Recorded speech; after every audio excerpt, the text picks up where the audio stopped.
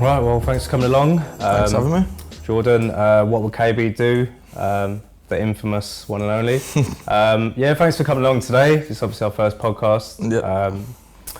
I know the name, what would KB do, come from your army past. Yep. So, yeah, we'll go straight into it. And positives, negatives of, you know, to be honest, something not really that we've spoke about. I was just about to say, I feel like we've done this sort of scenario a few times. We're sat in the chair, like having a haircut. We've done these sort of talks a lot. But so what would KB do? That's a question I get asked a lot, to be fair. Like, what does it mean? Who is KB? Well, firstly, I'm KB. My last name's Kirkbride. The syllables of that are K and B. Yep. And it starts from, originates from the military.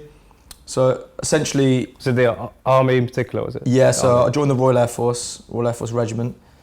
And I actually joined on the back of a dare, believe it or not. So I was sort of in a point in my life where I was young, didn't know what I wanted to do. I was 18, I'd just finished school, which didn't really sit well with me. I struggled getting through that. Then I went on to do my A-levels because I just thought that was the next step. Like, I just sort of followed the trend of it. Did that again, it didn't really appeal to me. I just sort of scraped through.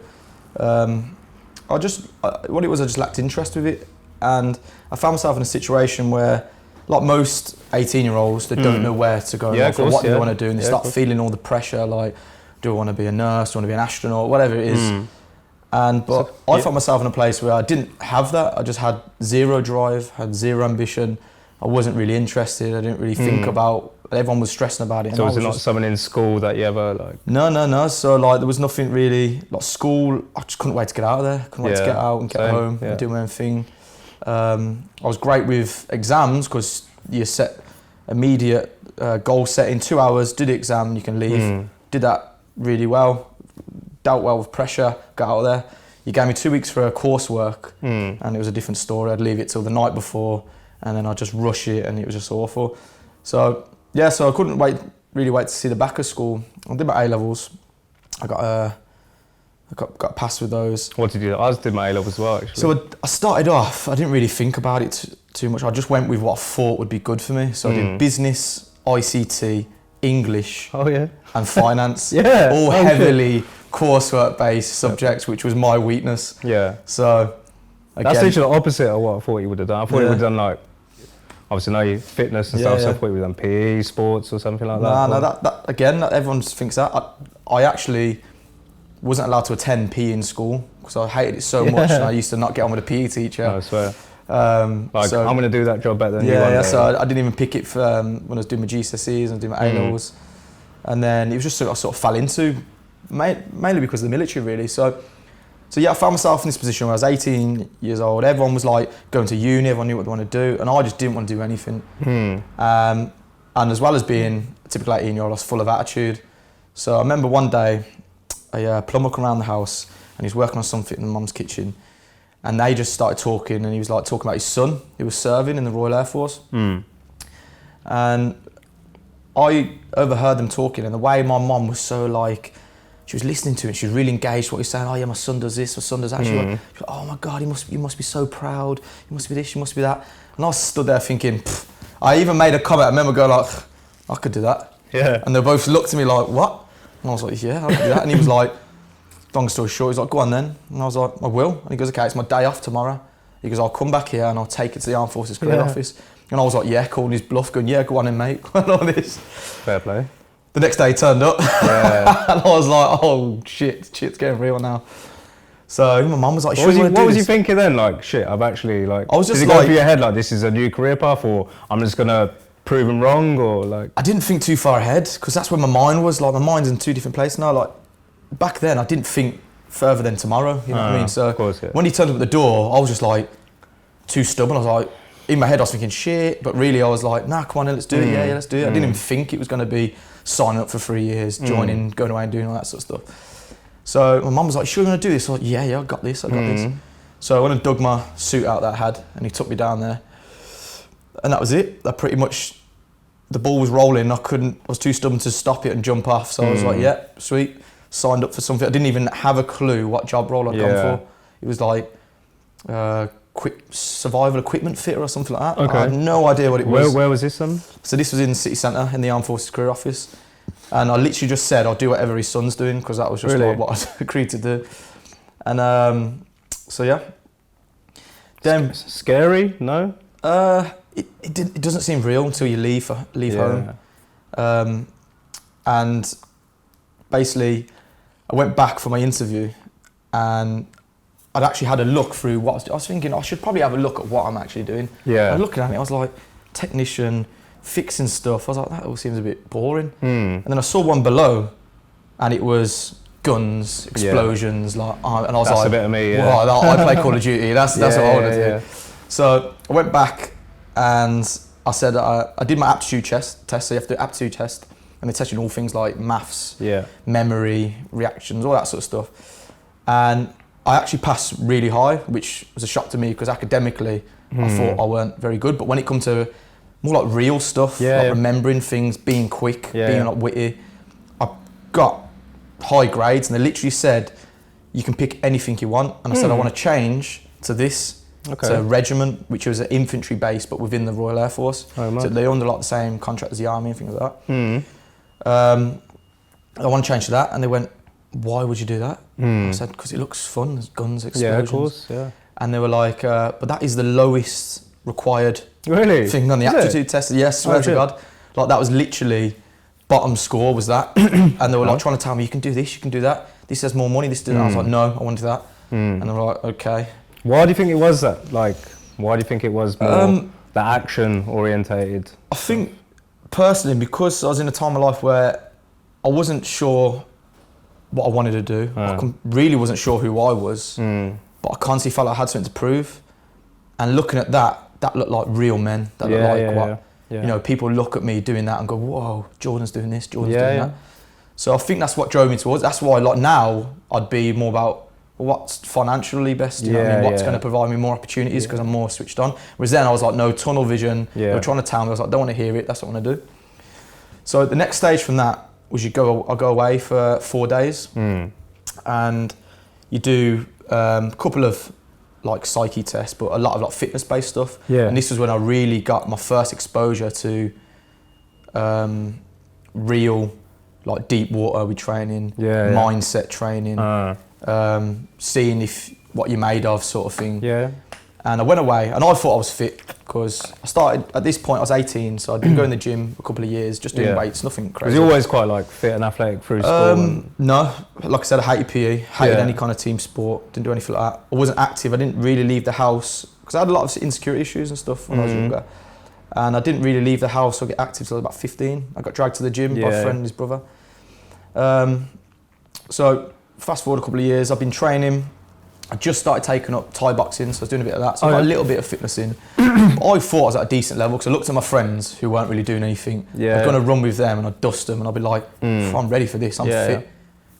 I got there and it was a completely different ball game. Like, I remember I discovered quickly that I was no good at cardio. Because we did the bleep test, don't know if you remember that from school. I was sick that day. I wish I was sick this day. And we did, the requirement was you had to get 10 on the bleep test. And obviously in school it's a little bit different, like they're not too regimented or strict on it, but this was strict, like you had to be on time, couldn't go fast on the beat, couldn't go slow on the beat. And it's my first time properly doing it. And I remember doing it and I got to like level 8 and I was thinking, whoa, this is too much for me, I'm dying. But again, the only thing I had going for me was I was super stubborn and I couldn't face going home and be like, I failed. Powered through it. So I remember the score was 9-10 I got to 9-8 and I was sick into my mouth. I threw up and I caught like this. And I ran, covering my mouth, holding the sick in for the last 2. Got to 9-10, ran out the fire escape and I was just sick everywhere. And everyone was looking at me, everyone was breezing it, people getting like 12s. One lad was like a semi-pro footballer, got 13-7. And at that point, that was when my confidence just plummeted and I was thinking, this isn't for me, I'm not cut out for this. These guys are super fit, I'm clearly nowhere near that. So the next few days were hard because I went there on a high thinking I was fit out with my friends, realised I was at the bottom of the pile. Big culture shock. Yeah, and I was exposed to like really what I was about for the first time in my life. And there was a few more tests, swimming one, didn't go much better because I hate swimming. Yeah. Yeah, I hate swimming. I got phobia of the sea. Oh yeah. I got phobia of the deep end of the swimming pool. Oh yeah. Fucking hell. Sharks, but that's another topic. Yeah, Topic. But so did that, and then the final thing was this like almost like a battle royale. So it's the final exercise. I've just managed to get through. I've got B- on everything. Yeah. So basically, I was passing, but coming last. So I was already sort of getting writ off to not go, to not make it. You get to this battle royale. Do people talk to you in between? Do people, Yeah, the higher up say, "Are you sure this is for you?" Yeah, basically. I thought at the time they were just trying to get me to quit. Yeah. But they were probing your mindset, seeing what you're about. But me, being stubborn as I was like, nah, there's no way I'm leaving. Yeah. It's like, don't you think you should go now? Like, you come in last every time. And I was just like, no, I'm sticking out. So we got to the battle royale, which is the make or break. Yeah. You could only fail if you quit. So it doesn't matter how fit you are, it doesn't matter about your time, anything like that. It's basically they set the timer for like 2 hours, maybe a little bit longer. Yeah. And they just take you to the rugby field and they just beast you. They just keep going. So you do sprints around the rugby field, you do silly amount of press-ups, sit-ups, burpees, all that sort of stuff, and they randomly shout goal post, and you sprint to the post, come back. Yeah. And this goes on for around 2 hours. Fuck. And then that. you get it probably about an hour in, and they go get the logs out, you carry the logs, do stretchers, and like I said, the only way you can quit, there's a table in the middle of the field, and there's a bell on the table. And the only way you can quit, or make it stop, is by physically going up to the table, grabbing the bell, and shaking it 3 times and say, I want to leave. And then to even put more pressure on you when you start, they're going, right, we're looking for at least 20 of you to quit. And I'm thinking, there's about 30 of us here. Yeah. I'm bottom of the pack fitness. I was like, how the hell am I going to do this? But my stubbornness come through. Yeah. So we started doing it. And what I realised was, being the unfit one, I was exposed to being last, being in deep water, they say, in like fitness, and being in, feeling sick, feeling like a little bit inadequate, like bottom of the pack, but I was used to that. But my stubbornness just kept me going. Yeah. And what I found was this test, it doesn't matter how fit you are, it doesn't matter whether you're getting 37 on the bleep test, it doesn't matter if you're a semi-pro footballer. Yeah, it's all mental. It's gonna find a way to get you tired. Yeah. And it's gonna break you. And what these fit people aren't used to is having that, because say with your circle of friends, like the big fish in a small pond, if you're constantly beating all your friends in a race, or you're doing the best in business, or wherever it may be, who are you challenging yourself to? Who are you growing If you're towards? that guy, like everyone's growing towards you. Yeah. You know what I mean? So it was the same thing here. I knew I was bottom, I knew I was coming last, but I knew I was going to keep going.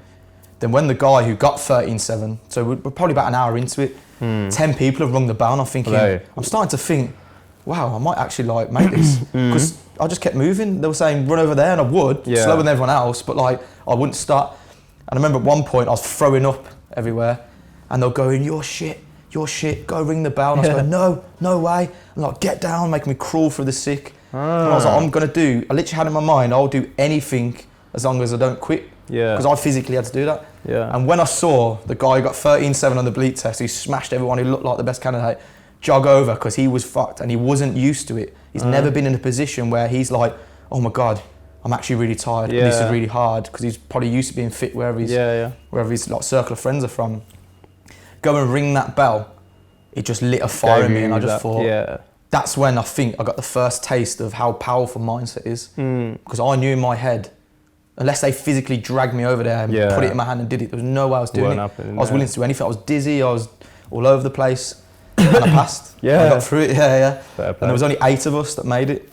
And then so it was right then, about 20. Fair play. And then we had the final interview, and they literally sat there and said, how the hell are you still here? Yeah. And I was just like, because all my scores are B-, B-, B- all the way down. Last of everything. And I just said, I don't know, I will never give up. So what, those people that didn't make it, what happens? Like what's the situation from passing that or failing that going forwards? So if you fail, if you do quit at any point, or you get sent home for whatever reason, you sort of go back into the pipeline. You have to wait for it to come around again, and then you go and attempt it again. But obviously you have a better understanding of, you can prepare yourself a little bit better. But that battle royale thing, there's no way to prepare for it. There's no way. Course. So it's kind of like you kind of got it or you don't, sort of thing in that aspect. But even that, you have a final interview, they read all your scores back, and even then you're not 100% in, because it isn't a participation course, it's a selection course. So you have to pass it, and then they have to choose you to go through. Cool. So even though I passed that, I got home and I thought, you know what? Again, the mindset started coming in.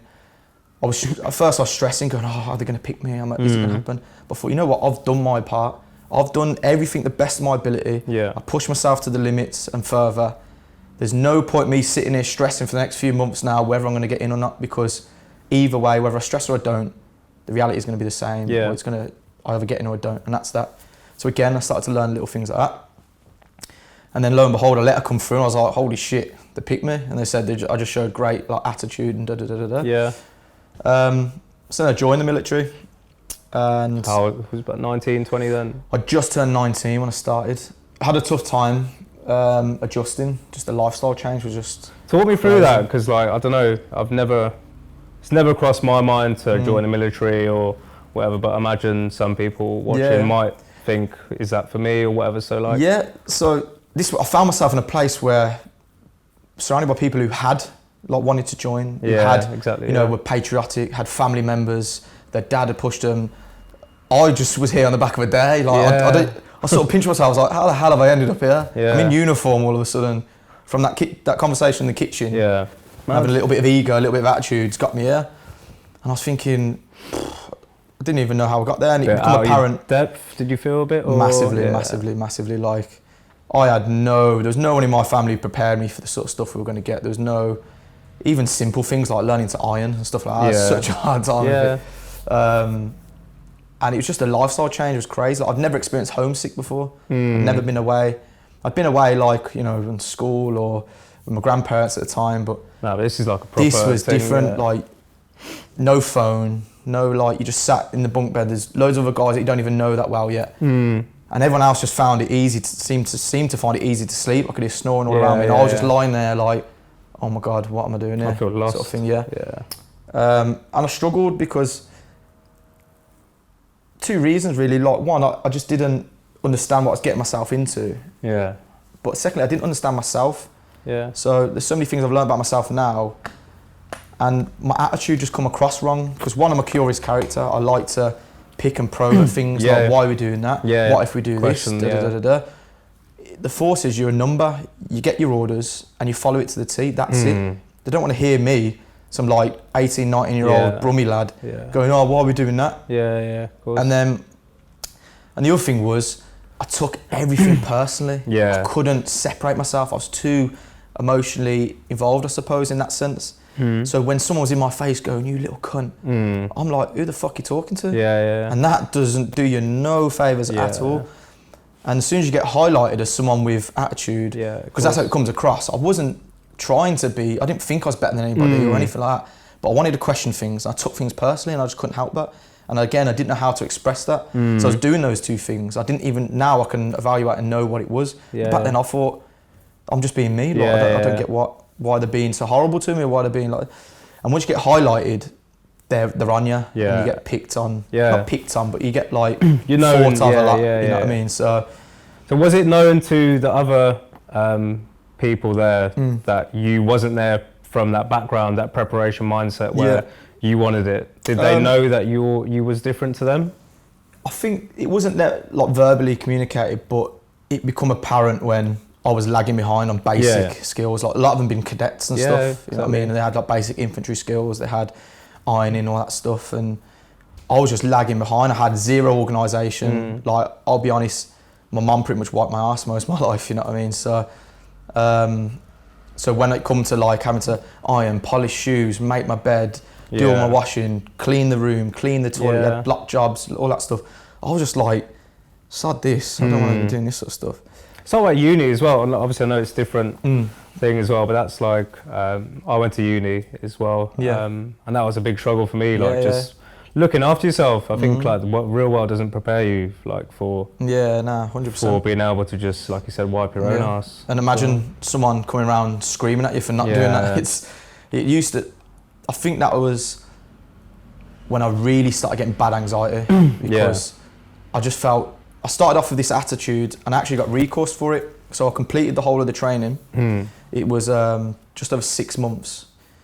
And then it come to my final day where they go, right, you pass or you fail, and then you go off and you join a regiment, and then that's it. You're done, you're out of training. I'd got 1 mark in the whole of my course it was to do with administration. I'd passed all my shoots. I'd got like high scores in the shooting. My infantry was all good. Like I didn't get any. So I was sat there just thinking, I'm done. I've got through it. Get called into the office, and they're all there, and they're like, unfortunately, we're recoursing you for attitude. And it was just like, boom. I was like, what the hell? So all the friends I've made over the 6 months, we've gone through all them tough times together, and there's some really tough times in that. I weren't going to pass out with those guys, like do your graduation, and you do like a parade and all that sort of stuff, and all these things were flooding through my head. And I remember just losing it in there, and being like, what the fuck? And like, who'd respect your superiors? And I was just like, whoa, it all just come out, and I was just like, fuck, and all the realisation of that stuff. And I had to go back 4 months. Because the next wing was too close to graduation. And the one after that was 4 months behind. So I had to do the last 4 months of training again, which is all the hardest exercises, going out in the woods, going out to Scotland, doing all that sort of stuff. And that was a real test. And I remember ringing my mum and going, Mum, I've been recoursed, attitude, blah, blah, blah. I feel like it's a stitch-up. I feel like the whole world's against me. And she was like, George, just come home. You've done your bit. You've tried. And again, I was just too stubborn. I could see them guys that like recoursed me and all the people laughing at me. And I was like, nah, there's no way I'm quitting. There's no way I'm doing it. So I did it again, man. Did the whole of training again. So I spent about a year training, and I finally got through it. Fair play. But yeah, so like after all that, what's the next? So the next step is you get assigned a squadron, which is basically where you're going to live, essentially. And you do get to choose, so you get to put on paper your preferred, then your second choice, and your third choice. Cool. But as luck would have it, the course I should have been on, they got to choose wherever they wanted. When I graduated, there was like a spike, like a demand for people for Afghanistan. And there was only 2 squadrons that were next in rotation to go. Both had to be in Scotland, didn't they? So I'd put to live as close as I can to home, and end up getting shipped to Scotland. And I was just like, this is brilliant. So I'm not even going to be around any of my friends that I made before that I was hoping to see. And I'm going to Scotland. But it actually turned out to be like a good move. Like there's a lot of experience, like living away. And because it was so far, like you'd finish work, say 3 o'clock on a Friday. It would be a 6-7 hour train ride home. So I'd get home at midnight, Friday night, go to sleep. I'd have Saturday, Sunday morning I have to set off to get 7 hours back. So I just never used to bother coming home. So that, I think, was when I started to get a lot more independency. And Dundee is quite a cool town. Like it's pretty much run by students. Like it's just all parties and stuff. So yeah, it was cool, and it was, like I said, it got me that. So what would you? So that was like your week, and what would you do Monday to Friday? What did you do? So this was when I started, I think first, because when I passed training, because I was so invested into it and so just committed not to quit, I knew as soon as you pass training, that's when your 3 years starts. So you have to do 3 years, no ways about it. And I just had in my head, I'm doing 24 years, because 12 years you get a half pension, 24 you get your full pension. Oh, mad. And then you can just do whatever you want. So that's still the same now, or do you know? As far as I know, So in my mind, I was like, oh, this is me. I had no further ambitions before I joined. I had nothing going on. So I'm going to do my 24 years, get my pension, and then see what happens then. Then I got to actual squadron and started, figuring out what the job was about. And I found myself just sitting around a lot. It's a lot of like, it'd be high intense stuff, like we're going on this course, going on that course, go da-da-da-da-da. And then it'd be, there's nothing on for the week. So just go sit in the canteen or sweep the hangar. And that would last for the whole week, and you'd come in at the same time regardless, you'd leave at the same time, so you'd come in at like 8 o'clock, you're allowed to go home at 4 or 5, but I've done nothing all day, and I found myself a lot of time to think, just sat there going, something in me wants to be doing more. Other guys were happy because you get paid regardless, whether you work 1 day a month or 30, you're getting paid the same. So some people loved it, some people put your feet up, of course, play a bit of FIFA, eat snacks, whatever. Of course. But I was just sat there thinking, I need to be doing more. I need to, and the more I explored that, the more I started looking at things to do in my time, which was essentially their time. The more I was getting interested in stuff outside of the military. And that's when the conflict started to happen a little bit, and I started thinking, do I really want to be doing this for 24 years? Because when I started expressing things that I was interested in or stuff like that, they were just like, military's life, forget that. And I was like, okay. And And then I kept having little ideas, and the door kept getting closed. And then, essentially, that was all the way up until Afghanistan. Yeah. So, when you go on tour, you have to have 6 months pre-deployment training. Yeah. So it's essentially like going back into training again. Yeah. So I come out of a years of training. Yeah. Pretty much into another 6 months of training, because you do like op-specific stuff. So learn how to do like vehicle checkpoints, searching, all that sort of stuff. Everything to get you ready for tour. And I got out there, and again, this was all I had in my head. I was like, get through all this time, because where I was like questioning what I really want to do and things like that. I was like, just get through it, because when you go on tour, it all makes sense. This is what you're training for. Going on operation is essentially what you're waiting around for. This is my job now. I can't wait. Super excited. Yeah. I was a little bit nervous, but I was more excited to actually be doing something. Fly out there, and again, you met with a little bit more training to acclimatise. And then immediately, you sort of come to realisation. Like first, you're scared to say boo to a ghost. You touch down Afghanistan, and you think there's a mine in the floor everywhere. Like I remember we drove out somewhere. Yeah. And my officer went to me, I'll just go grab something out of the vehicle. And I was like, what? You want me to walk on that? Yeah. And he was like, yeah. And I was that's like, what will go through my head. Like, I was like, no, every step I was like, yeah. fuck. But then fast forward to the end, we're running around playing football on it. You know what I mean? So yeah, but immediately you start to realise you've got in your mind, you've seen war films, you've seen action games, and things like that. You think it's just going to be bang, bang, bang, bang, bang from the start. It's not. It's like periods, like long, dull periods of just doing the same procedure, having to keep your mind switched on, because you will go 4-5 weeks and nothing will happen. Really? Of you doing the same thing, but the day you switch off, something goes wrong and you can be held accountable. So even things like doing the minesweeper, walking along, it's long, man, because you do 1-2 step, 1-2. Imagine doing that. And then you start to be a bit like 1-2 step, or something like that. So you have to stay switched on, of course, because anything can happen. And then all of a sudden it'll be like, boom, shit hits the fan, and you're like, whoa, all your training kicks in, and that's how it goes. But them long periods of doing nothing really give me time to think. Yeah, fucks with your heads. And people say like, what was Afghan scary? Was it difficult? They always want to say, did you kill anyone? That was the main question. But the hardest thing that I faced there was being away from the world. I felt like the world was turning without me, and I was just stood over here somewhere. Because you get internet every 4 weeks or something, you get 30 minutes to just go check your Facebook or whatever. Okay. And I go on, and friends have made new relationships, they've got girlfriends, or they're going out and partying and all that sort of stuff, and I'm just like, whoa, is anyone thinking of me? Out of the loop, And when you're sat in the desert with just your muckers around you, sat there, I was just like looking at the sky and stuff, like, wonder what everyone's doing at home. Wonder if anyone misses me. Wonder if anyone's thinking. And that's what used to really feel eat lost, me up. don't you? Yeah, used to really eat me up. I can imagine it's just what prison feels like. You just sat there wondering if anyone thinks it, and then every now and then I get like a parcel come through that someone sent me. Was you kind of like alone in feeling that way, or? It's weird because this is people you obviously can't drop out then, can you?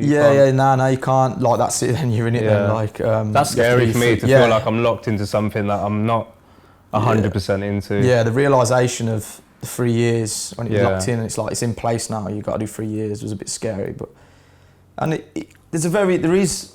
Like, don't be wrong. You talk to your close friends that you're making there, but there is that big macho thing with the military. Nobody wants to appear like they're feeling homesick or they're feeling scared or they're feeling whatever it may be. Of course. And you know for sure there is, because I was a young lad with no commitment back home, you know what I mean? There was guys there married with kids and a family, like imagine how that felt. So, but nobody really talks about it, and that was the biggest thing for me that come into play. So, was there no outlets within the army to project your thoughts in that way, or again, like you said, was it just seen as a weakness? Again, it was just seemed like weakness, and because I drilled that into my mind, I was definitely like, 100% not talking about it. I don't want to appear weak. I'm stubborn. I'm this. I'm strong. I'm da. And then I realised that that's what the cause of a lot of my problems was. I didn't have any outlet. I didn't express how I felt. I didn't talk what was on my mind. I didn't. And then fast forward to when we come home from tour, that was when it all started kicking in, because all that time to think, I actually thought, I don't think this is for me. I really don't. And there was a toss up. So I either said to myself, I'm either going to go for this to the best of my ability and aim for like special forces. Yeah. Or I'm gonna call it quits after my 3 years, take the experiences and move on to something else. Because I didn't realise what it was for such a long time, but I actually felt I was unhappy. Yeah. And I was just so used to being unhappy that I thought, I've just got to put up with this. This is my life. But when I had time to think and put things into perspective, I realised this isn't right. I shouldn't be feeling like this all the time. What kind of life is this? To feel suppressed, to be scared to talk about your feelings, to be scared to question things, and to be miserable all the time. And I used to have a real bad problem with punctuation. So waking up in the morning, being on time, being freshly shaved, all that sort of stuff. Yeah. Because I didn't realise it at the time, but I was depressed. Like I didn't care. Yeah. The only reason I cared is because I was going to get punished for it. Yeah. So I come back from tour and I had this toss-up about what I wanted to do. So I thought, you know what, I'm here. I might as well go for it. I'll just try it. I'll go for the course. So I ended up doing a course, which was like a full-on, it's a pre-para, so it's like it's like one of the toughest physical tests you can do. Yeah. It's like kind of like the next step to show, you are ready for a little bit more. So I went for that and I ended up breaking my ankle on it. And I just thought, that is a sign. That's all I need to know. Mind's made up. Yeah. I'm getting out, and that was it. But then, like I said, that was when I wasn't aware of what I was feeling at the time and how to express myself and understand myself. That's the biggest thing, is understand yourself. So I was waking up in the morning not wanting to get out of bed and go to the hangar. And I didn't know why. And I just thought that was just me. I was just miserable. I was just this guy. I was shit. I was just lazy. I was everything. I started to believe everything they were saying to me. You're not professional, you're not this, you're not that, da da da da. And it got into my head and I actually believed them. And then it just snowballed, it got worse and worse and worse. And I was getting charged, which a charge is basically when you fuck up, they put a charge on your record which can push getting a promotion backwards, but also they can take money from your wages. And I was getting charged that much, like I wouldn't have been getting a promotion for a little while. And I found myself in a really bad situation. Where what was like the main thing that was like fucking with your head? I mean, you just touched on it where you get the internet for a certain period of time, and this is obviously the rise of like social media, connecting with people back home, and like, you know, was you just seeing the social side of that you was lacking? Did that play as big a part as anything, or you know? Yeah, well, it seemed. Especially our generation, as you know, we've come from both parts. So we've sort of evolved into the social media thing. And I found myself in a situation when I was in Afghan looking at stuff that I wasn't, because I wasn't a part of that, I wasn't being able to update my status, wasn't able to post pictures, do things with friends. Then I just wasn't thought of or cool. I felt like I was missing out. I felt like I was looking for a window at everybody else's life. And nobody could see me, sort of thing. I was watching everybody have fun. So and then I think that was, because that was 2014. Okay. So that would have been the dawn prominent, of, like Facebook was still, I just made an Instagram account. And actually, touching on that, that's where What Would KB Do come from. So I made an Instagram account, I had no idea what it was, my friends saying you should get it, and I was just like, okay. So I got this Instagram. And then I used to clash heads with an officer, who was my officer, and we used to just clash all the time, and he used to like antagonise me a little bit with he'd say personal things. So I'd say something back. Not in a malicious way. Semi-malicious way. I mean, I took it personally at the time, so maybe if I was looking at it, the perspective I have now, maybe not. But at the time, I felt hugely like targeted. And, chip on your shoulder. Yeah. And because he kept gunning for me, and I couldn't help but say something back or gun back, we even got to like slanging matches before, and it's unheard of. Like my rank was senior aircraftman, so a senior aircraftman talking to an officer was just like, I had no legs to stand on. He could say what he wanted to me essentially, and I shouldn't really be talking back. But I remember when we got on tour, there was this thing called Operation Massive, because when everyone's on tour, they all get in the gym and they all try and get big. And he was saying, he goes, I'm going to start Operation Massive now. This is in front of everyone on the coach when we're driving around the camp. And he's like, because this is where KB come from. He used to call me KB and no one else. And I used to see it, because I had this like nemesis thing going on with him, I saw it as like a derogatory term. So I was like, fucking hate KB, I hate being called it. And he'd go, might even let KB spot me like this. And everyone's like, oh yeah. And I said, well, that won't be hard, you don't lift much. And then he just come out. And everyone started laughing and like creasing on the bus, and he was like, well, that's it. I'm banning you from the gym for the whole of tour. And I was like, yeah, that's it, pull your rank. And I just couldn't stop myself. I was like, so basically we just used to clash heads. And he used to call me KB all the time, and I hated it.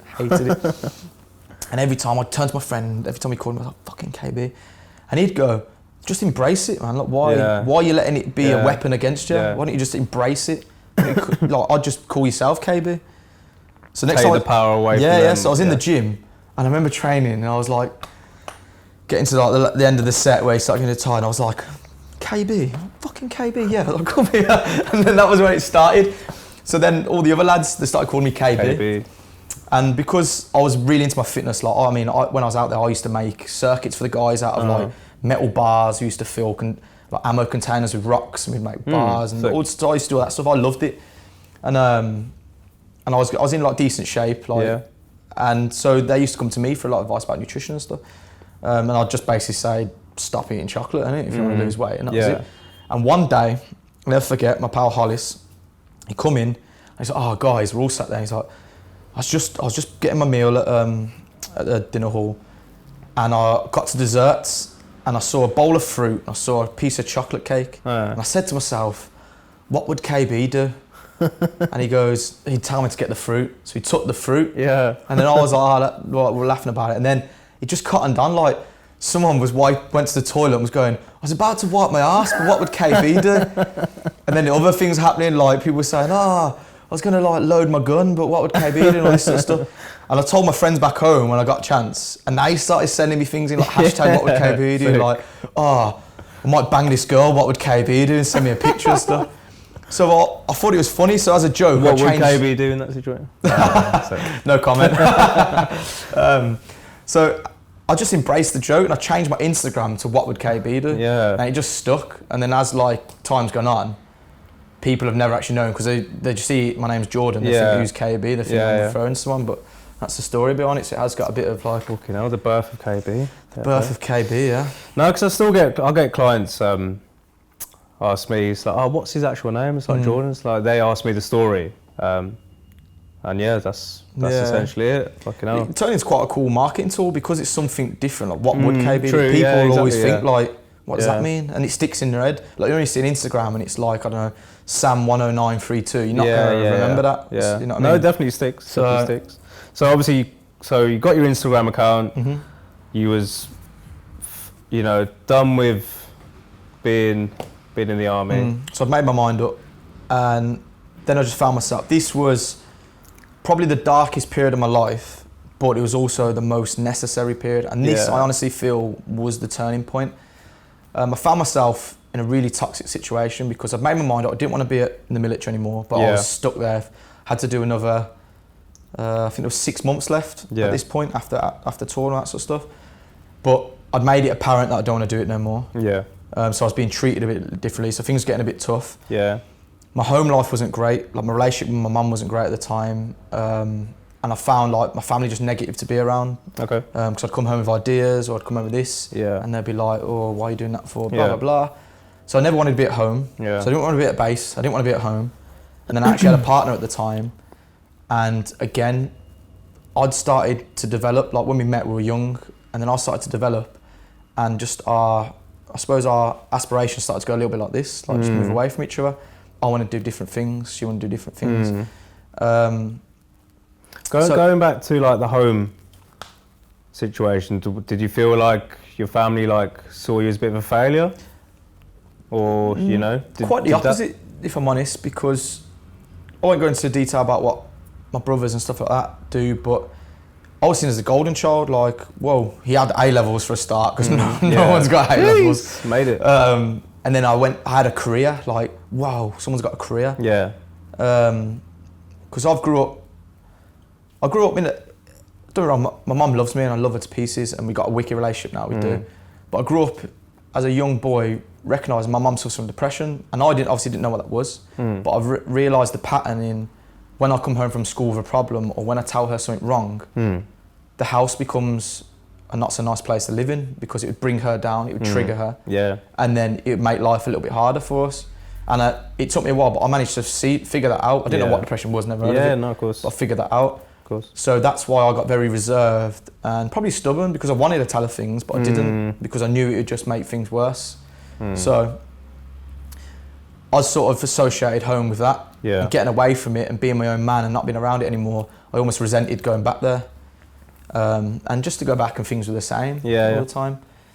So that was kind of where I was at with home. And then the partner thing, we just couldn't be around each other. Like, all my ideas to her were stupid. Like, it's just very negative. So every part of my life was a negative. You know what I mean? And I felt so misplaced. I didn't know what I wanted to do. Yeah. And I just thought, I fell into this dark hole of just like, really just felt lost, no drive. And then something silly happened. Like, I turned to drink. I was drinking quite a lot, even on like days where in the week I was going out, and I was just getting into a lot of trouble. Yeah. Through the drink mainly, and through just not being knowing how to channel any of this. I had nowhere to go. I had nowhere to reside, nowhere to like no one to share my weight with. So. But did things play on your mind, like from what you've seen in the army and stuff as well? Does that build up an aggression or? Yeah, not necessarily. It was more just what the feelings I was exposed to and the environment I was in. I just realised, I didn't know at the time, but it just wasn't right for me. Yeah. And without the lack of not knowing how to articulate and express myself, but then even if I did, not being able to anyway, because I was in the forces, no one wants to hear it. I guess, like we were saying, because it was that social media prime era where people just not giving a fuck about anything. No, that's it. And it's like a lot of things then was outside, out of mind. So like, whereas now, I know a lot of the military, they've brought in mental resilience training, and they do mental health among troops. That's a big thing now. Because social media's blown it up, and people are now not being able to go, I'm here at base and I don't feel okay to the world. So why is he having to do that when he can't say it to his peers? So it's big now, and that's really good. Yeah. But yeah, I found myself in this dark place and ended up doing something silly, which got me charged and even facing Colchester, which is military prison. Oh shit. And part of my agreement was, because I was leaving, because I expressed I wanted to leave, if I saw a counsellor, I'd postpone it for a little bit to see how that went. If I abide by not doing any more fuck ups basically. Yeah. So I went to this counsellor. So I set the scene. I think I was 21. My attitude was still there almost. It'd come back. I was used to bottling everything up. I had no outlets at all. Everything was negative in my life. Everything just seemed, I was like, whatever. They were punishing me and I was like, been there, done that. There's not really much they can do to me now. I was always getting in trouble. So I went and seen this counsellor. And also, a counsellor in the military goes through the church, so they're called a padre. So again, I was thinking, I'm not religious. So I was thinking, oh, great. Now I've got to see this guy who wants to talk about my feelings that I've never done in my life and don't want to. And he's going to try and preach about the church to me. Yeah. So immediately I had this wall up. Yeah, of course. It was crazy. And I remember going there and he sat down in front of me and I remember him just talking. I was just like, yeah, whatever. Just give me one word answers. He weren't getting nothing out of me. Yeah. And we finished the session. Obviously I was obligated to do it. That's why I was doing it as well. And I've gone away and didn't think much of it. Went back for the second session. And this guy must have honestly done his research or gone away and had a long think about how he's going to get into me. We started the same session, same sort of thing again. And I can't remember how he got me going, but I remember starting to talk to him about how I was feeling, about how everything in my life was negative and what's going on, what have I got to live for. Yeah. It used to cross my mind. This was a dark time, man. This was a really dark time. And I remember he just got me talking and I was saying these things about what was bothering me, what was hurting me, what's happening in my past. I remember at one point I was speaking so much, I went like this, and I was like, I couldn't believe it was coming out. This is the first time I've ever told anyone or had an outlet or anything. And I was like, oh my God. But with each sentence, I felt a bit lighter. Yeah. And I just started spilling to this guy, just everything that was going on, everything. And he sat there and he listened and he kept getting it out of me. And he said to me, and this stuck with me for my whole life, and this is where I feel like my life changed. He said, Jordan, I've never said this to anyone in my professional career, this is him, but you need to do 3 things. He goes, you need to leave the military, you need to go from here, hand your papers in and make it official that you're leaving. You need to go. He goes, you've got no commitments, you're not married, you're not in the married quarters, you don't have kids or anything like that. Just go do it, because if you don't do it now, you won't be able to in the future. He goes, if you was in a different position, I'd probably say you're better off staying here. Yeah. Go. He goes, you've got so much ambition and hidden inside of you. There's so many things you want to do. He goes, I honestly believe you'll kick yourself if you don't do this. He said, I've never said that to anyone. Go leave.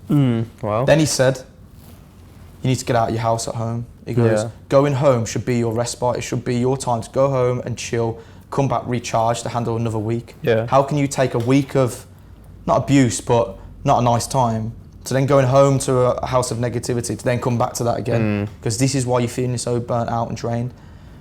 And I remember reaching out to a friend and saying, can I crash with you for a little bit? Yeah. And then the last thing he said to me, he goes, you need to dump your girlfriend. Really? You need to dump her. Like, bottom line, she's not the right one for you. She needs to go.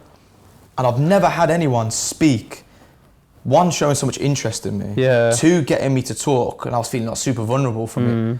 But three, like, just show a little bit of like belief in me. Like, for him to say, you should leave to chase your ambition. Yeah. I'd never heard them words in my life. And I was like, I was so fired up. I like, whoa, I left and I was like, ran to the office, give me the papers, what do you mean I want papers, signed it, boom, have it, didn't even think about it again, didn't need to consult no one, that was done. I was getting out in 6 months. Went home, called my friend, like I said, he said, yeah, you're welcome to come crash whenever you want. I was like, wicked. FaceTime my girlfriend, hey, what do you want? I'm gonna have to dump you. No. Boom, that's it, like it's gotta happen. I was so sure in my head, nothing was changing my mind. And she was just like, what the fuck? And I was like, it's done. I've got to do this for me. That's it. Tunnel vision. Boom. Yeah. Hung up. And I was like, I felt like a new man. Yeah. I felt like, for once, I weren't carrying shackles. I didn't need to just get up, do the same routine, follow another man's dream, be told what to do by anybody. Yeah. Like, I felt like control had been given back to me.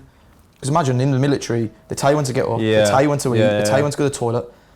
And I felt like, whoa, I'm in control now. Yeah. Like, I've just took charge of my life again. And that was massive for me. Yeah. That was literally the turning point. Fair play. So, leaving the army, leaving your missus behind and all that stuff, coming back to ends, what was the next career path? Obviously, you've given up a career path. What was the next next journey, chapter? Yeah, well, that was a big, again, I had a big decision to make, because I almost felt back to being 18 again, like what do I do now? But I didn't, because I had this new mindset that I'd learned a lot of things about myself. I'd learned, my strengths and my weaknesses, but on top of that, my mindset had been dragged through the mud and tested by all the things to do with the forces. So I felt strong, like coming back. I felt like a different person. Yeah, ready for it. And this is why when people say, as a whole, did you enjoy the military? Yeah. Or would you do it again? Or, I always say, as a whole experience, personally for me, I didn't enjoy it. I don't believe it's for me. But if I was to redo my life again, you wouldn't change it? No, I'd have to do it, because I wouldn't be sitting here talking to you the way I am now. Or who knows where I would have ended up. I probably would have carried on with that ambitiousness, no drive, and who knows what I'd be doing. Almost set the foundation 100% for you, the rest of what you're doing. Yeah. And I mean, it's cool. It's cool to say I'm a veteran. You know what I mean? I left at 23, so hadn't done a lot in business. Yeah. But I'd done a lot more than 23-year-olds had done and been exposed to by that time, and I was ready for my next venture. So was you stopping at your boys? Yeah. So I was crashing. So I ended up staying at his, and his parents took me on like I was one of their own, really. And that was awesome, and I'll always be like grateful to them for that. And then I just found myself with like, what's next? So I still had, because when you put your papers in, there's 6 months for you to leave. Okay. So you have to wait. It's a long process. So I looked at my holidays. I had 30 holidays left, because you get them to take whenever you want. I looked at courses. What do I do? My friend said to me, George, you loved training us when we were in Afghan. You loved thinking of creative ways to do circuits out of rubble and rocks. Like you kept, I did it because it was like escapism for me. The more I trained, the less time I was in Afghan in my head. So why don't you be a trainer? And I was like, actually, I can see myself doing that, because I was doing it for free and I enjoyed it, so I might as well do it and make a career out of it. Exactly, yeah. So I started looking at courses, and some of them are year long, some of them, and I found a 6-week fast track course. Okay. And it was £2,500. I'm not sure what they are now. It was £2,500. And the only thing is, you had to do it intensively for 6 weeks. So I looked at my holiday days and I thought I had 30 left. Yeah. I've literally got enough, obviously not including weekends, to get 6 weeks off. It means I'd have to do the rest of the like 5.5 months, solid. But I went to my superior and said, look, I'm getting out. I found what I believe is my career. Okay. Can I do it? And they let me go for it. I was like, sweet. So I used up all my holidays in one go. But then there was a lot of pressure because it was like being back at school. It was intense. It was 9 till 5 o'clock, Monday to Friday. Intense. Then you had to do 14 hours of revision a week. I've never revised, to this day, I've never revised in my life. Like that's just, as soon as I'm out of there, I'm not concentrating on that.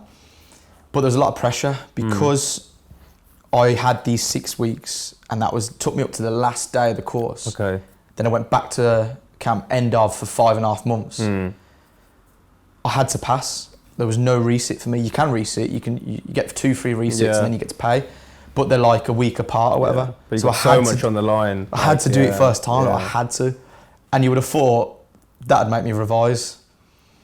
Nah, the mind of the procrastinator. Like I'd think in my head, yeah, of course I'll revise. Why wouldn't I? I'd get home and I'd be like, I need to do this. I should probably train myself. I need to go. Go to watch a YouTube video, end up watching cats in funny outfits or whatever it was. I didn't revise at all. But the one thing I have got going for me is I'm a winger. So on the day of the big exam, so I passed all the physical side, piece of piss. I really enjoyed it, liked it. It was just the academic thing that was struggling because it weren't going in as much. I just went through my mock tests on the day. And lo and behold, I passed. And I'm not academic in the slightest. And there was really like intelligent people. Like I know someone who's got first class honours at uni. And it took him 7 times to pass. I swear. I did it on my first one. I just winged it and I was just like, yep, sweet, that'll do in a bit. So went back, that was set. But what I found myself in, going back to what I touched on earlier, I've been charged so much by the forces. They'd ran out of pay.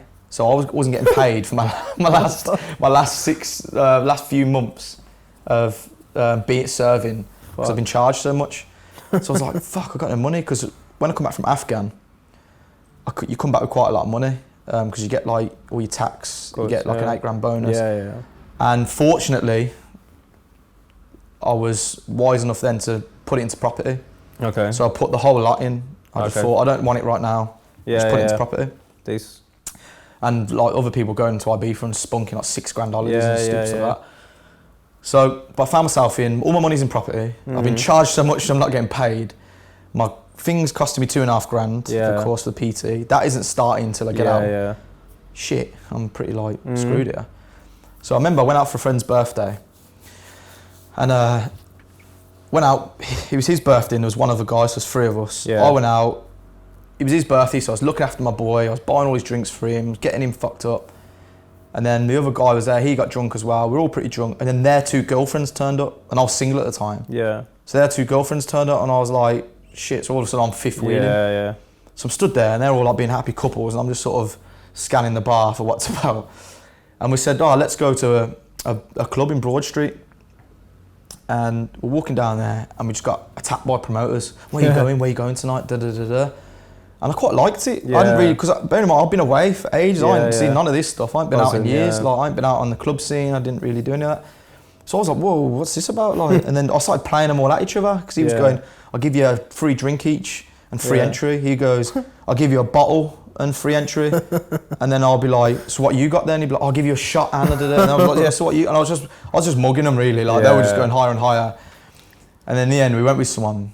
And for some reason, I just asked him, I said, how did you get into this? Like, I thought it was quite cool and that. And he was like, I just got asked, blah, blah, blah. I said, how's it work? He says you get cash on the hour, da, da, da. So I said, can you do weekends? I said, yeah. Do you reckon you'd be able to get me a job? And he took my number. He didn't know who I was. He just took my number. And he passed it to his manager. Okay.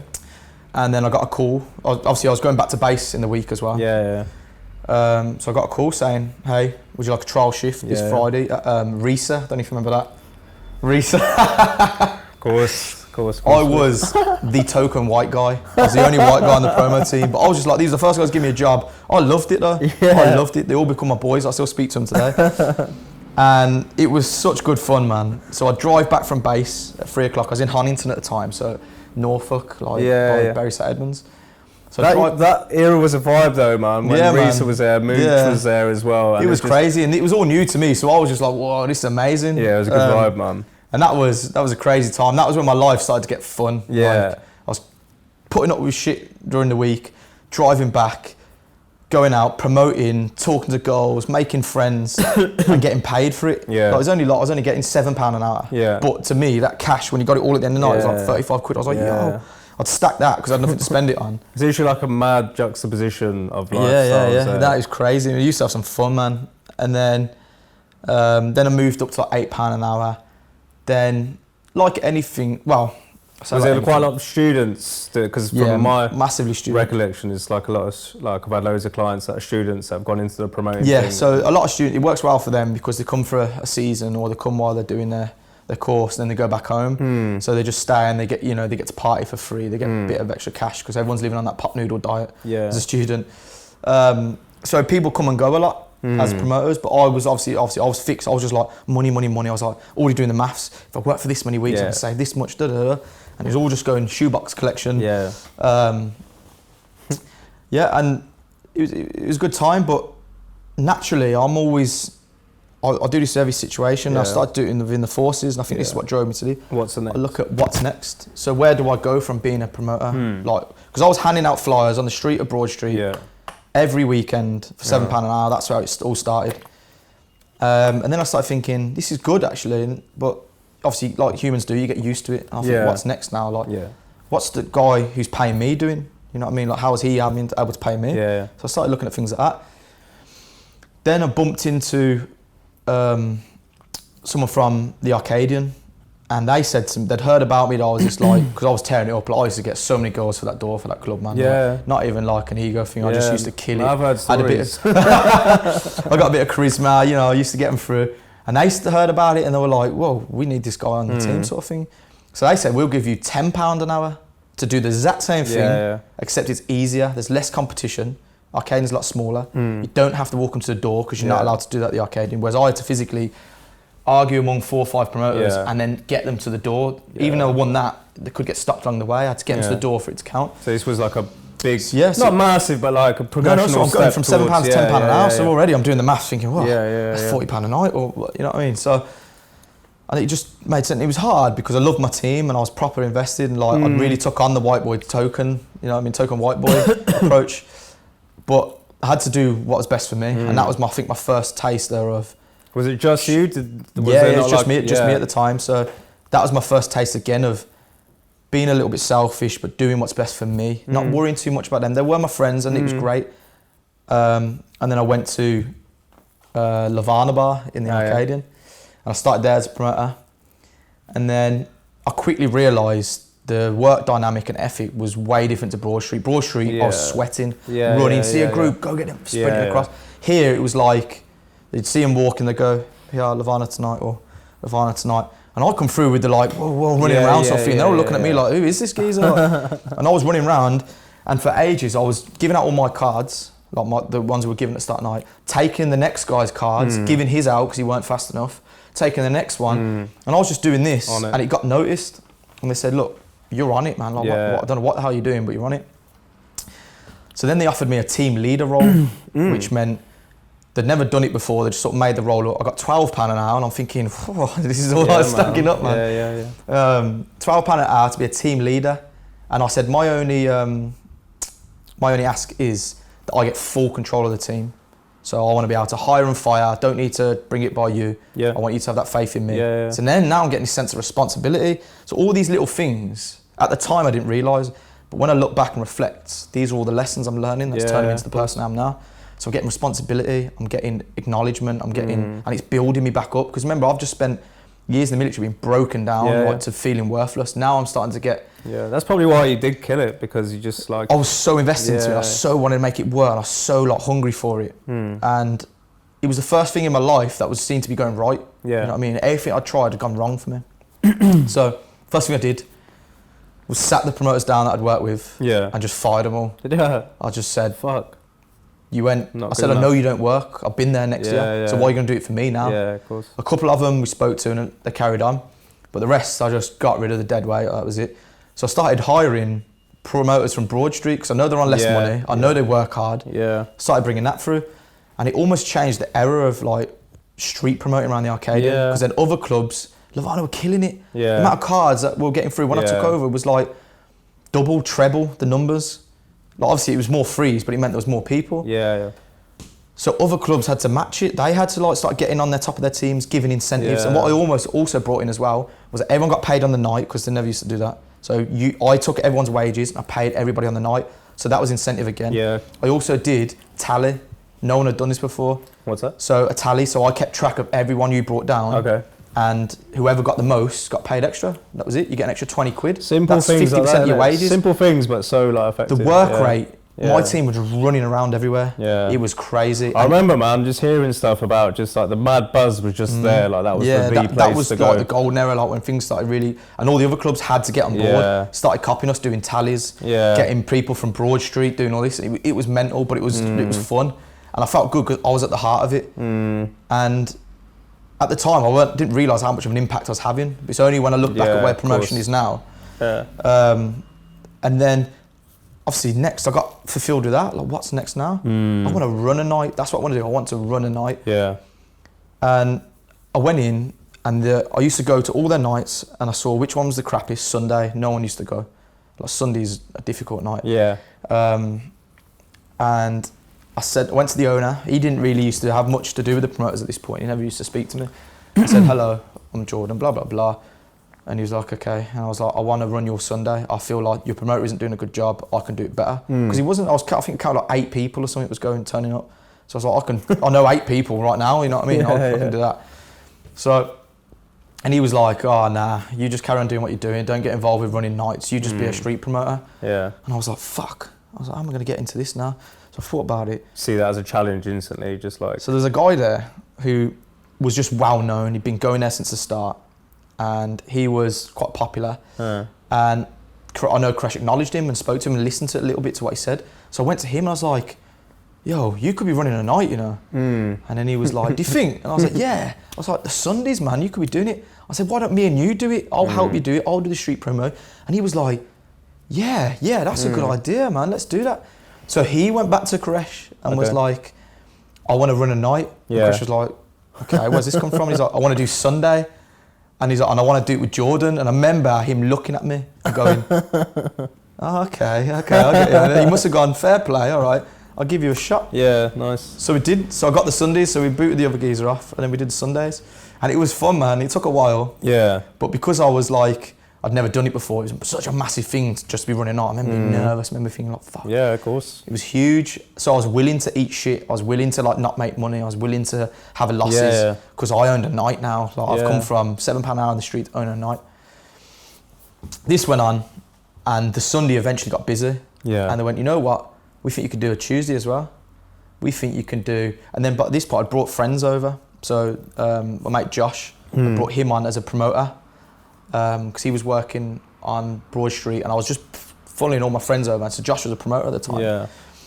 And then it's not just necessarily just because they're your friends, but no, because they had the work ethic. Like Josh is a grafter, man. Like he's a machine. Like he's just go. That's the only thing he knows. He needs me to slow him down a little bit sometimes, but that's why we work well together. Because I need him to push me sometimes. And basically, I vouched for him. I said he'd do good on a Tuesday. You should give him a Tuesday. So now he was a night owner. Okay. So we were both night owners. And the next step, our nights started getting busy. The Thursday. Yeah. And this was massive now because this was getting into the Thursday, Friday, Saturday. That's the realm of real nights. The other nights kind of don't count. And I said, I want to do it. I want to do it with Josh. So we come together. Yeah. And it was the start of like, it all just started getting big. The money was getting higher. Like I went from. I don't want to talk too many figures, but like we're doing, some nights we've done over £1,000 on a Thursday, you know what I mean? I've just come from £40 a night to doing like a bag, and I was just like, what the fuck? Yeah. My eyes got open up to it, and then that was when I started really going for it. But by this point, I'd left the military, that had all done now. I'd left that. I started my PT, but I found myself in a situation where I was getting popular from doing the clubs, I was making quick cash, really quick. I started to neglect everything else in my life. Like I weren't really bothered about relationships because I want to be left alone as single and free to do my own thing. My PT was like, it was cool because I enjoyed it. I liked doing it, but it weren't making nowhere near as much money as this was for the effort, for the return. So I got myself heavily involved in it, and at one point, and then I got the Fridays, which was a big one for us. Me and him, we split everything 50-50. We were partners, but I found myself completely just neglecting all other areas. I was doing maybe, it's embarrassing to say now, but like 3-4 hours of PT a week. Yeah. I didn't care. I didn't care. When I had the Thursday and the Friday, imagine I was taking the till. So whatever anyone pays in was my money. I pay the expenses, and then I keep that money.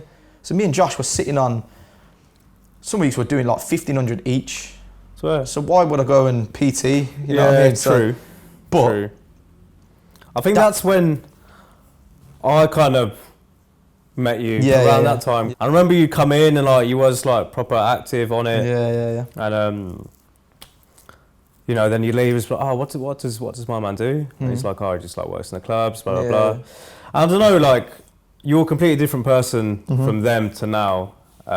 Whether this was true or whether it was just an insecurity from my part, I kind of thought, oh, it's a bit like, never like said a bad word, but I'm not too sure, blah, blah, because of that image of the club promoter. Yeah, it's cocksure.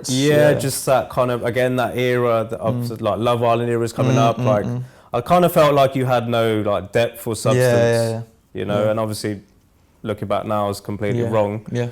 But yeah, I remember that era was just mad. So then kind of took a different way. So like the transition from killing, like pioneering the nightlife in Birmingham and doing 3 hours, 4 hours to now I'm watching you doing like 60 fucking hours a week PTing. So where did that get you? Did you not just think, oh, I want to own my own club? Like what switched all that up? Was it the superficiality of the club life, or?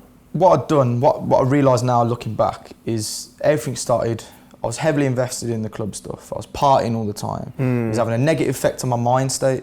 So waking up feeling hungover and then not training and not eating right the way I should. It's a lifestyle, isn't it? I've stuck to training every single day since Afghanistan, because it was my escapism, and it still is today. It's how I vent, it's how I get through all my troubles. Go train, everything seems sweet.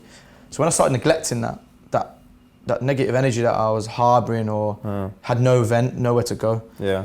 And I got suckered into the whole, I was somebody now, you know what I mean? Like I've gone from, all through school, I was a nobody, all through A-levels, the military, I was just known as shit, being late all the time. And then all of a sudden, it was like, I was somebody, like everyone had to come to, not had to, but were coming to me, free entry, oh, Joe, can you sort this, Joe, can I sort that? I walk into clubs, I get free entry.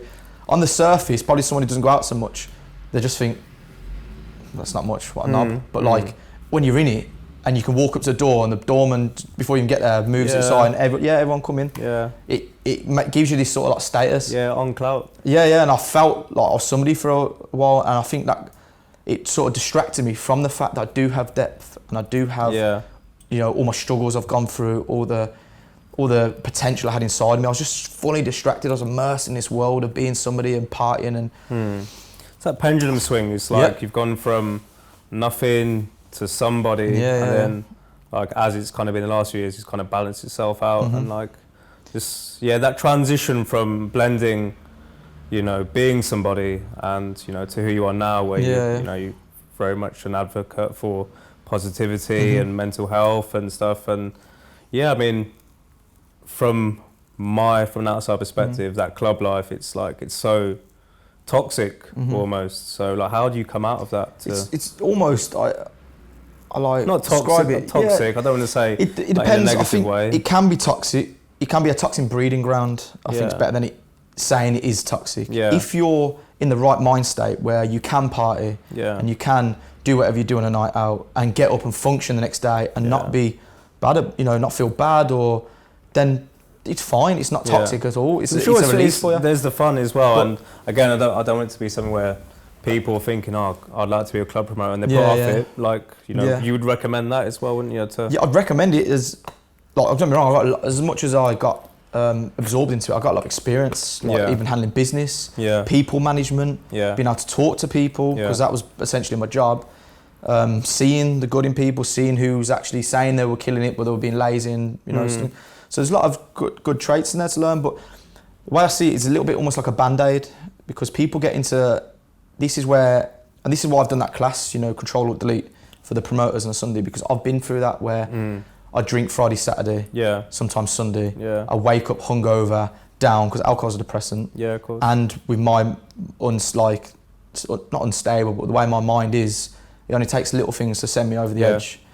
And I weren't functioning the week, I weren't doing PT because I couldn't face it. It was easy to just disappear in the week and reappear as the man on the weekends, all fine. And you get sort of caught up in that drinking to forget about your troubles and partying, and then everybody loves each other while they're out. But then on the weekend, where your troubles are still there, like, hello, been waiting for you, you come back down from all that partying, none of the people that are saying that they love you or hugging you or saying my boy and this and that, when you're at the bar, are there to help you. No one's ringing you saying, how's your hangover, how's your come down, did you make it to work today? No one's doing that. You've got to face that yourself. Exactly. And what people could do is they just run away from it until Thursday comes around again, then they go out again. That's when it's toxic. That's when you need to, if you are stuck in that cycle, you need to really like stop, hit pause and reevaluate. And that's exactly what I did, because I made a move. With foresight, it was a bad business move. I decided to move from Levana to a brand new club that had opened. With all these promises and prospects of how it's going to be. And this was when I think I first started coming here. I remember telling you about all my ideas, my grand plans, and this was like, I thought this was going to take me from being like a small city promoter to being a big time like promoter. Like I was going to branch out to other cities. I was going to do this, and I got so absorbed in it. I was like, sod PT, this is what I'm going to do. And it didn't go as planned. And I realised I got myself into something where I'd put all my eggs into the basket that wasn't the one that was me. It wasn't the one that made me happy. Being drunk all the time and being somebody, I'm not saying I was being someone different, but pretending like everything was okay all the time wasn't healthy, and that wasn't me. And I found myself with like a sudden realisation. I was like, shit, I'm caught in the cycle. My weekday is crap. I'm struggling with PT. I'm struggling doing normal things, seeing family members, being on top of business. I'm just so absorbed in this. And then that started to not go as well as I thought. And he was like, oh my God, my whole world just started crashing down on me. It fucks with the equilibrium of 100%. life. And this isn't just like promoters, this is just people in general that go out every week, like live for the weekend and get fucked. And, you know, I've been there, you know, done the dance as well, where you live for the weekend, and then like Monday, Tuesday, Wednesday, still back hazy. It's just like, it's a continuous cycle of life. So. And it's very easy to get sucked into that, especially if that's what's paying you as well. So this isn't just doing it, this is what's sustaining me. So I have to, if I want to go out and party, I ain't getting paid. True. So I just had this sudden realisation of like, what am I actually doing? And everyone will remember this. I just literally left the club that I was at. I said, I'm not coming out for 2 months. I said, I don't want no one to talk to me about promotion. I don't want to be tagged in nothing. Don't want nothing like that. I set up Josh. I made sure he was sweet with another club so he could start and getting paid. But I was like, no. I said, I didn't have hardly any clients. Neglected my business. I didn't like who I was. Who I was. Not express myself. Not articulate myself. Not doing something that gave me like meaning. I just felt like I'd just been sucked into this world and I wasn't being me. So I just took 2 months off, didn't get paid, obviously I didn't have many clients, I won't do much of that. And I literally just had 2 months to myself. I just had money saved up, so I was just living off that. And that was when I just realised, I was like, you know what? This wasn't the plan. The club stuff wasn't the plan. The club stuff was that £7 an hour job to put a bit of money in my pocket, whilst I had my property and I had no money. It became a rollercoaster and it's become this, like, I don't even know how the hell I got here. Like, I've just sort of followed it. PT, health, well-being, generally being kind, generally helping people, they're the things that make me buzz. And I don't need alcohol to enjoy that. I don't need no one blowing smoke up my arse telling me how great I am to do those things, but I still feel good doing that. And I started thinking, I've got to make a decision here. I can't carry this on.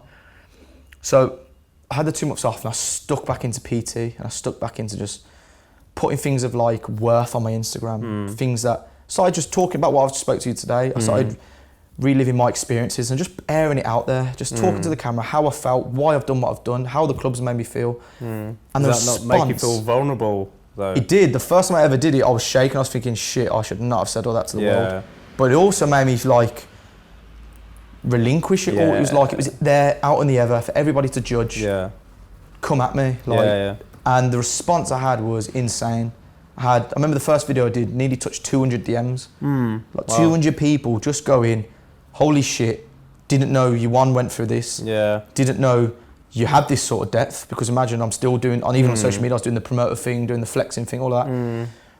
And the main one was, I relate to this, because I didn't edit it, I didn't read no book, I didn't do no course, I just said exactly what was in here and just put it out there to Instagram, to all these random people that I don't even know, some I do. Yeah.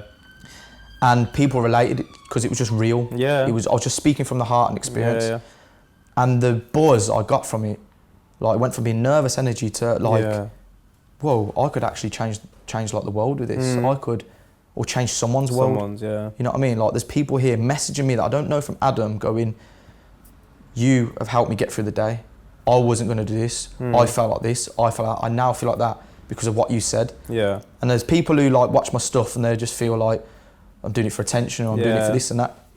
I don't care about their opinion, to be honest. I don't care. But these people that message me and go, my whole world or my outlook, or I've had some deep stuff, man. I've had people turn up my gym crying, saying they're going to kill themselves. Yeah.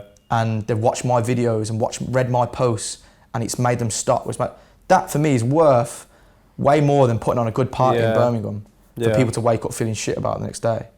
It's a mad feeling, isn't it? Like, I kind of get that to an extent as well. When people come in, obviously it's an hour appointment. But this is why me and you get on so well, because we're on the same sort of wavelength, and we like selflessly helping. Yeah. And that's the big thing that today's society is missing. No one's kind, no one's selfless. Yeah, true. Like I said, I think in that absence that you did, obviously you were still coming here, and I feel like I'm probably one of the only people that's seen the full transition into it. So, you know, I've seen at the beginning when you just wanted to put all this stuff out there, but you know, naturally everyone does it, think, oh, what are other people going to think? Yeah. So, like, what do you say to like people that want to put their stuff out there but think, what would others think? Like, the main thing I would say to that is the power of other people's opinions is all within you. You are choosing whether that has any relevance to you. If somebody goes on my video, soppy twat, or loads of people, I'm choosing to let that affect me or not. And as soon as you can relinquish other people's opinions having meaning, that's when the power comes. Because if you genuinely don't care, if you aren't held back by society, by other people's opinions, by any, you can actually do whatever you want to do. And when you realise that, it's like the whole world opens up. It's like the Matrix or something like that. Like, it opens up. And that's the main thing. Just, you're going to be dead in 100 years. All those opinions aren't going to mean anything. They're going to disappear into the whether ever. you do something good or bad, some dickhead's always going to... And like, you could save a baby from a burning building, and there's always going to be one dickhead. It's like, of course, who do you think he is? Or manhandling a baby or some stupid like that. But that's, I always see hate, because it is hate. If you got something so it's more about them than you. 100%. If someone's saying something and it isn't constructive, it's just hateful or just trying to put you down, they're projecting their own insecurities and fears onto you. They see you with potential, like, holy shit, this could be good. He could go somewhere with this. Oh my God, he's going to go past me. He's good. Or you're a reminder of they should be doing more. So what's easier than having to get up off your own arse and do something? Just stop them doing it so you feel better. That's all it is. They'd rather just, like, when you're trying to fly high and soar, they'd rather just bring you down. Keep 100%. Keep them on their same level, whether because they can't do it or they just don't want to see you do it. Can't. The thing is, they can, but they're not where you're at. They haven't unlocked that, actually, yes, I can. So they can't. So they think, if they can't do it, why can you do it? And that's what it is. I'm the kind of person I have to bring people up with me, man. I'm very conscious of, like, who I have around me, and you know, very conscious of, like, people, just the small things that people will say. Like, people do need to be within their circles, be aware of, like, that negative voice, the one that says, oh, I don't like that, or who do you think you are? Like, you need to get yourself away from them people. And that's the hardest when it's in your immediate vicinity. Especially if, say, it's a friend you've grown up with all your life. But it's always is that person, because, like you said, they're a reminder of you in the same position. And if you're excelling, you know, it's those people the most that don't want to see you, because they were literally side by side with you, and I can imagine you've experienced that. I've had that from childhood friends to friends who I thought were super close to me, but it all boils down to, in my opinion, how much are you willing to sacrifice?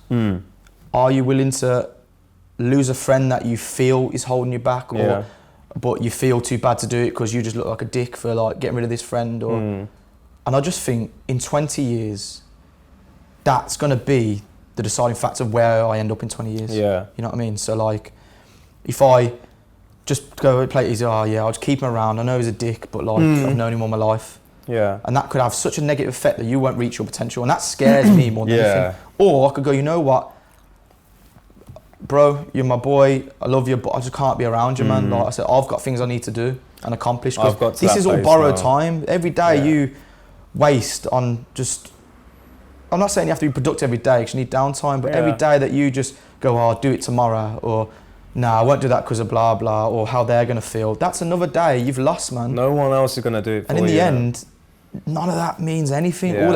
All that matters is what you leave behind. I'm at that point now where I'm just like, I'm not tunnel vision in a way where nothing else matters, because like the whole ethos of what I do is about balance, you know. If my home life's not good, then my work life's not gonna be good. It's all connected, it's all balanced. But I'm at a point now where unless you're like willing to put in this journey, unless you're willing to put in the work, like, you know, you might not be there with me in like a year's time. And that's fine. And I think that's where it comes from, where most people do think, oh, what's my mate gonna think, or what are they gonna think? And we need to like stop this like way of thinking about, I'm gonna not put myself out there because I care what other people think, or I might make a fool of myself, or you know, like that's the aspect of life in society now where people are missing, like the ability to make a mistake. Like I think mistakes are the most important things.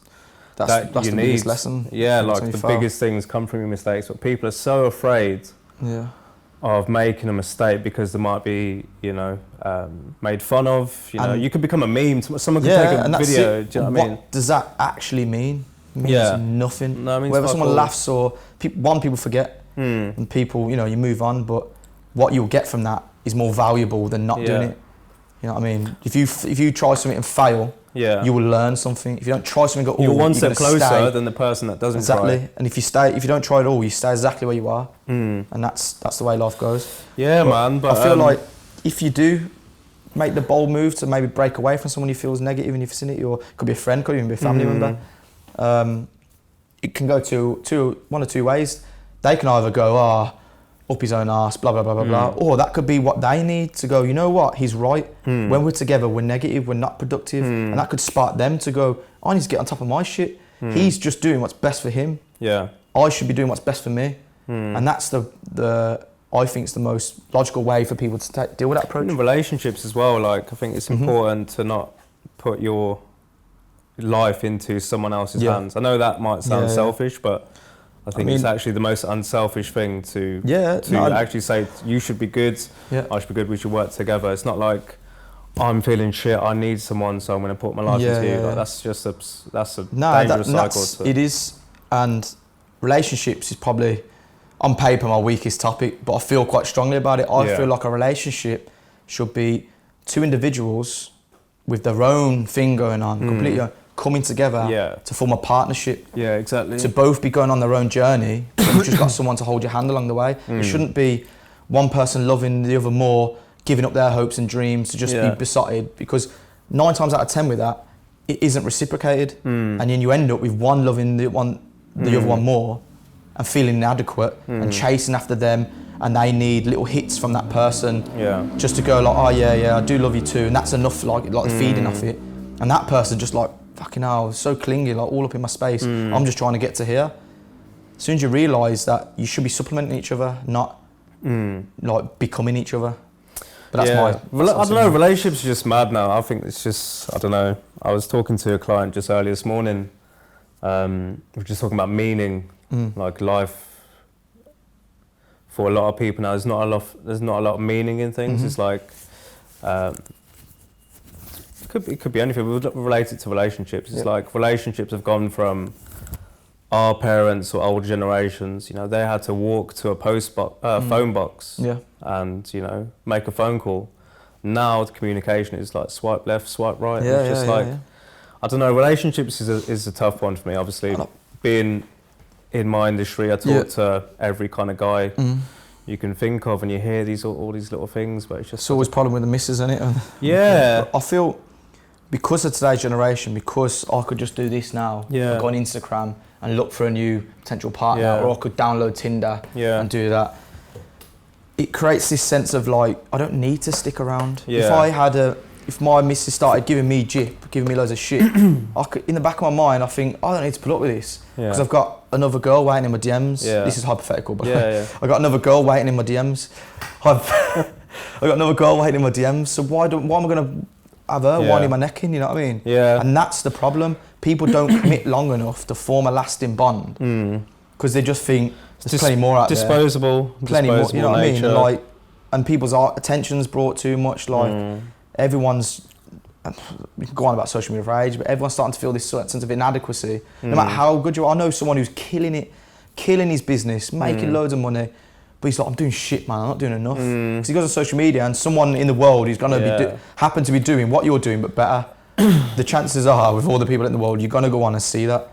So it's just like, it's never enough, and that's what we need to break out of. And I think that's obviously what plays a big part in the mental health epidemic. At the moment. 100%, because if you never feel enough, how are you ever going to be fulfilled? And it's like, I always say to people who are always trying to help others when they haven't sorted their own shit out, you've got a responsibility to everyone around you to have your shit in check. Because if you're, you know, not dealing with a problem, or you're constantly getting down over something, or getting angry, then that's going to reciprocate to people around you. Then other people are going to feel inclined to look after you. You know what I mean? If I'm always coming to you, go, oh bro, I can't cope today, man. You're going to spend your energy going, nah, bro, it's okay, it's better. So I see it as you got a debt to everybody else to make sure you're good.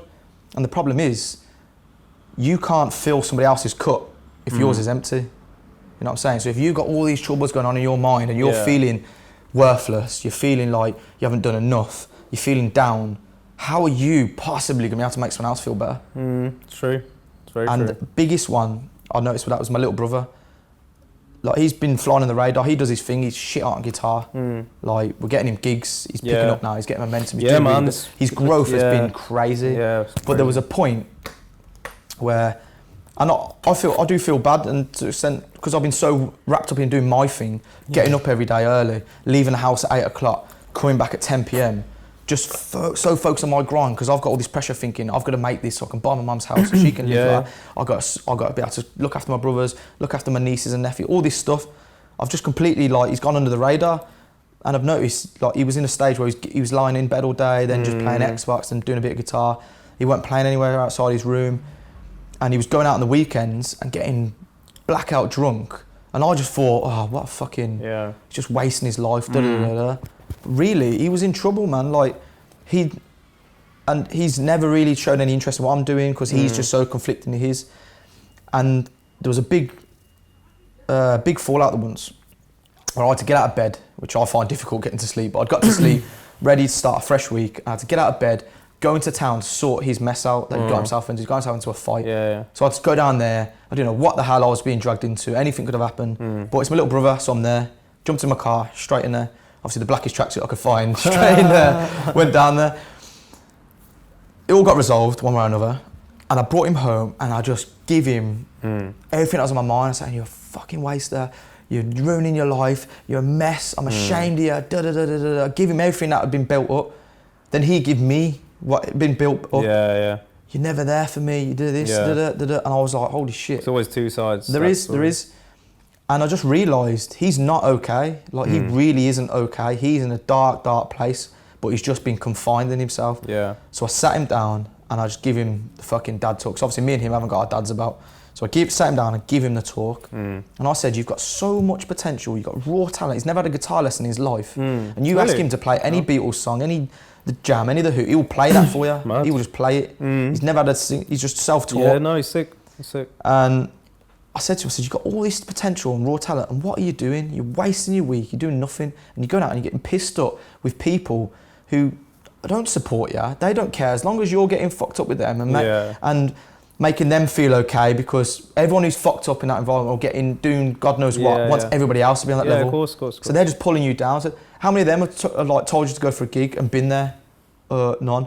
How many of them are like checking that you're okay in the morning? You can still do. You can still practice. None. I said, I saw your friends that night, and I also saw where you're going to be in the future. You're going to be fucking nowhere. And I said, it's going to be a waste. That's the end of the tale of Josh. That's the end of your story, mate.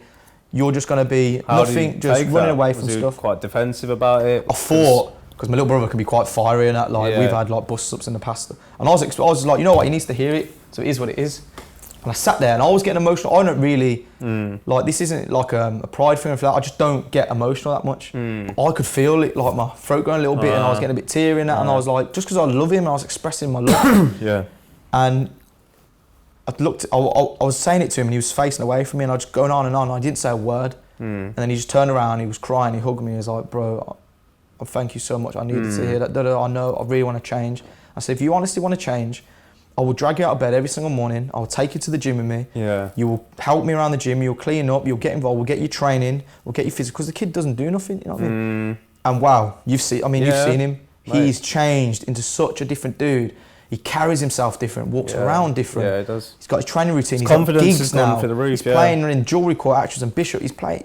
He's smashed. I'm so proud of him. Yeah. And I literally told him. And you know what he did, which is the biggest thing. And this refers back to when I said about you can't fill someone else's cup if yours is empty. He come into me one day. This was literally about 2 weeks into his new regime. Yeah. And he just opened the door. He's never done this in his life. And he went, "You okay, Jord?" And I was like, "Yeah." And he's like, "I know you've just been stressed and stuff. I was just checking you was all right." And I was like blown away. I was like, he's just asked me if I'm okay. Like, he's never done that in his life. It sounds silly. Yeah. But he asked me with sincerity. He didn't go, "Oh, how's your day going?" No. He said it with sincerity. Yeah. Like he said, "Are you okay? I know you're stressed. Can I get you a cup of tea?" And that was when I realised, that was when it clicked for me. Yeah. This kid has all this in him. He has all these good traits, but he's just been such a storm and caught up in all this hate and self-loathing. He said he was drinking to escape the fact he's a loser. Like, who wants to live like that? Yeah. Nobody wants to live that life. And that's all I had to bring out of him. I just had to show him that his life doesn't have to be that way. And as soon as he saw through, as soon as he realised, holy shit, I don't have to live the rest of my days self-loathing, beating myself up, saying I'm going to be nothing, drinking to escape my reality.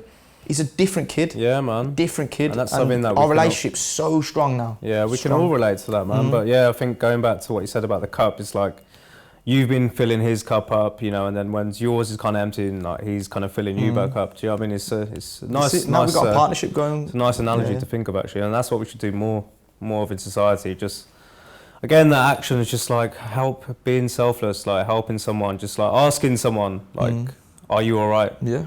Do you know what I mean? Look at what that can lead to. Do you know what I mean? So that's obviously what I do when I'm cutting hair. You know, take my time. That's why our trades are important. Yeah, imagine how many people's lives you touch on, and it's exactly the same with PT. Yeah. So imagine how many people come into your shop and sit down in your chair with all this weight on their mind, and they go, "You're their barber. You're not in their circle of friends. You're not a family member. You're not at their work." They can go, "You know what? I can actually tell this guy because it's not going to impact my life." Yeah. And you can sit there and you have the power of what you choose to do with that. And I've seen you, I've seen the way you talk, I've seen the way you talk to me. Yeah. You're the same, you selflessly help these people. Yeah, I mean... that has such an impact on not just their day, but their life. Like I said, it's responsibility, with yourself as well. You're not just a PT. Yeah. You know, people come to you for advice or just a word or whatever, and, you know, not to shit on any other barbershops. Yeah. But I've created something that's just more than hair, it's just more than money, like, you know, okay, not shitting on other barbershops, but when you have this in and out mentality, like the barbershop, it's true, yeah. Barbershop is that place in the community where men come to. It's very rare that men would just go to a place. You're surrounded by other men. And other than the pub, you know, where they have to sit there and, you know, they, like I said, relinquish that power to someone else almost. And I've been doing it for 10 years and yeah, like barbering's become like a really cool thing now. It's quite trendy, but it's still, I don't know, it's still not doing it the justice of the industry. Well, that's where I think you stand apart, because you're not just hair. You have hour bookings. For that hour, which is exactly like me, the personal training, they have your attention. They have your space. Like just you in here cutting hair. They come in, it's a safe space. They can talk about their stuff. They've got an hour, and it's, you know, I know you could do their haircuts in probably 40 minutes. Half an hour, I could do it. I can make. And you could make twice as much income. Like £26 a haircut is what I do. Think about it. I can make double that. And that's it. And I'm not knocking that, because there's PTs who are in it for the money, and that's fine. There's barbers that's in it for the money. But my purpose I just want to get people in. My purpose is more than that. Like, I want to help people. I want to, you know, let people know that they're worth something. And I think because of that thing of going on social media, and every day someone's probably thinking, I'm not worth that, or I want that more, or something. And the whole concept is that you are you know, black and blonde. That's what the brand's called. It's the dark and the light. Positive, negative, good, bad, old, young. You know, it's about accepting the mistakes, and you know, I do this with the hair. It goes down to the root of what I do with hair. People say to me, "Oh, this is how I want my hair cut," but I have to say to them, "Look, this is what's good about your hair. This is what's bad about it. We're gonna do what's best with that. You can be nothing more than just what you are. There's no point looking at another person's hair, another person's style. We're gonna do what's best for you." And I think, like, that's the proudest, like, you know, it's not even a year since I've opened, and the proudest thing I can say is that every day, you know, the tagline of the brand is creating identities, not clones, because, you know, that's something, like, I feel like that's my... And that's what you're passionate about. Yeah.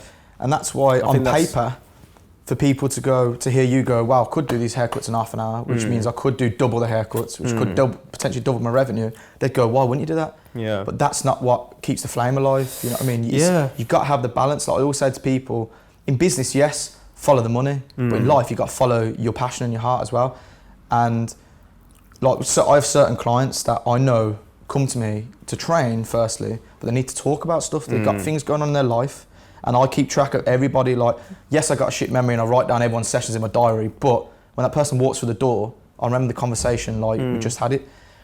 And there's certain clients that I book a half an hour gap in, because I train them for an hour, and I know I'm going to need half an hour to revisit where they're at, where's their head at, and have a little chat. And yes, if I put all those hours together, I could probably make more, but that's not what makes me tick. If I was just a robot churning out clients all day making money, that'd be great, but I'm not. I'm a person, and I like helping, and I'm interested.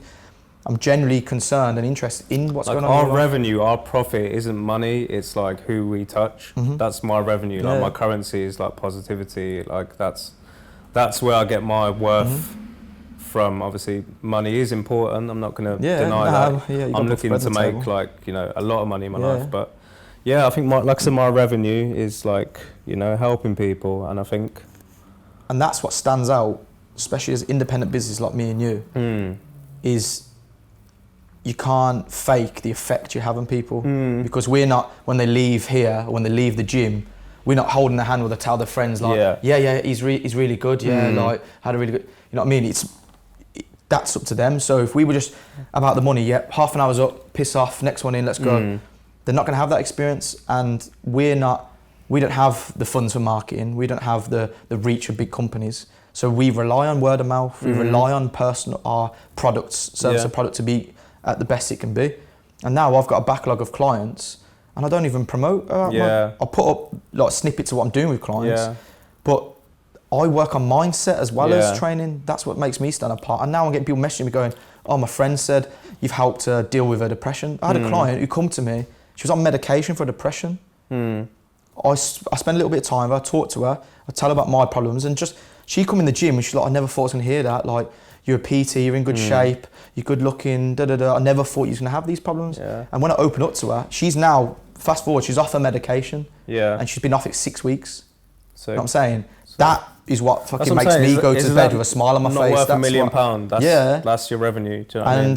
she, imagine when she tells her friends that, oh, what's your PT? He's like, he's getting me in shape and stuff, but he made me come off my medication for depression. I'm more interested in that probably than the body. And the first thing I get with clients, a new client steps through the door, you have one or two, because remember, I don't message nobody, I don't outreach the client, I don't try and convince them to come, they all come to me. So they already want to come to the gym. And they come in and they're just like, oh, I've never been to the gym before, I'm not really sure, or they come in, they're fired up. I want to change my life. I've just broke up with my boyfriend. I want a training plan. I want a diet plan. I want to know what the supplements to take. I want Gymshark leggings. I want whatever it is. And I say, yeah, that's great. Like, that is amazing. but you're forgetting about your mindset. Yeah. So I could lay out a diet plan, a training plan, whatever it is, but none of that is your lifestyle. Yeah.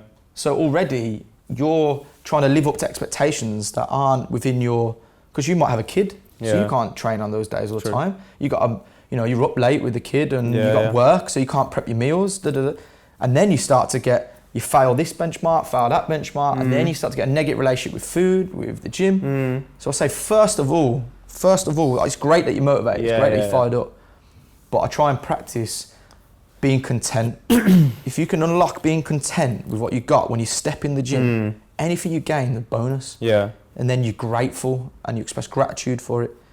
If you come in with all these high expectations, because her on Instagram's had fucking surgery and blah, blah, blah, you're going to be chasing that for the rest of your life. So I try and knock that unreal expectation out.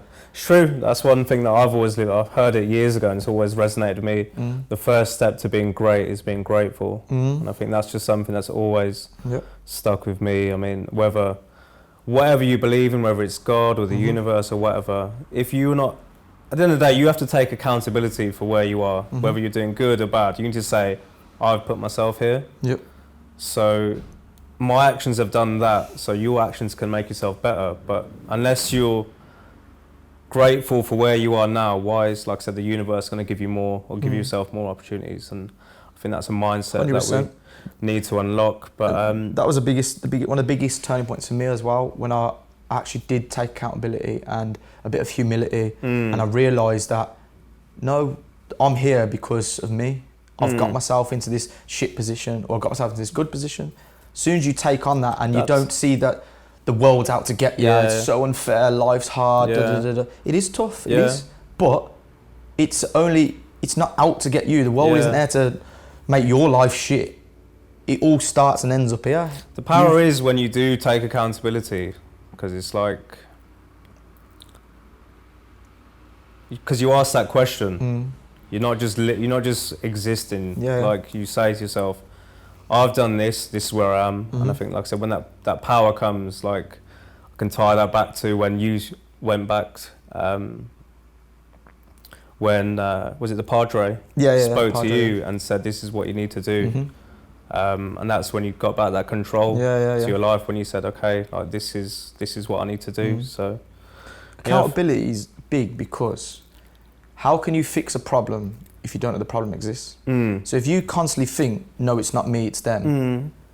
But I had a big wake up call with a friend. We fell out for ages, and I was there thinking, he's a prick, he's done that. He was obviously sat there thinking, no, he's the prick, So we're both just like this. And when we did eventually bump heads, and I think that's probably from the military, like I said, I took everything personal. So when he's telling me stuff like, you do this and it does it, I'm like, oh, he's attacking me. And that's how I used to think. They're all out, it's all against me, it's all this, all that. Defensive. But when I realised, when I woke up and thought, you know what, he's right.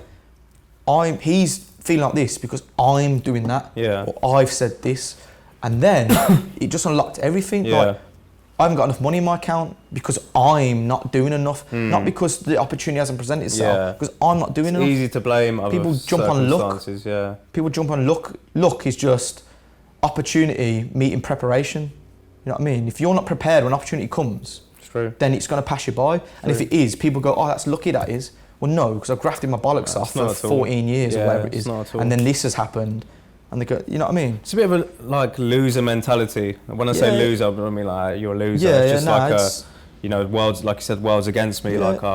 So it's easy to accept that it's someone else's problem than it's yours. I think that's one trait, like one of the worst traits, to see in someone blaming other people for your downfalls or your things going wrong in your life. Not even just because it's frustrating, but because you realise that they're never gonna progress. If the problem's always somebody else's, then where do you look? You're not going to work on yourself if it's someone else's fault, are you?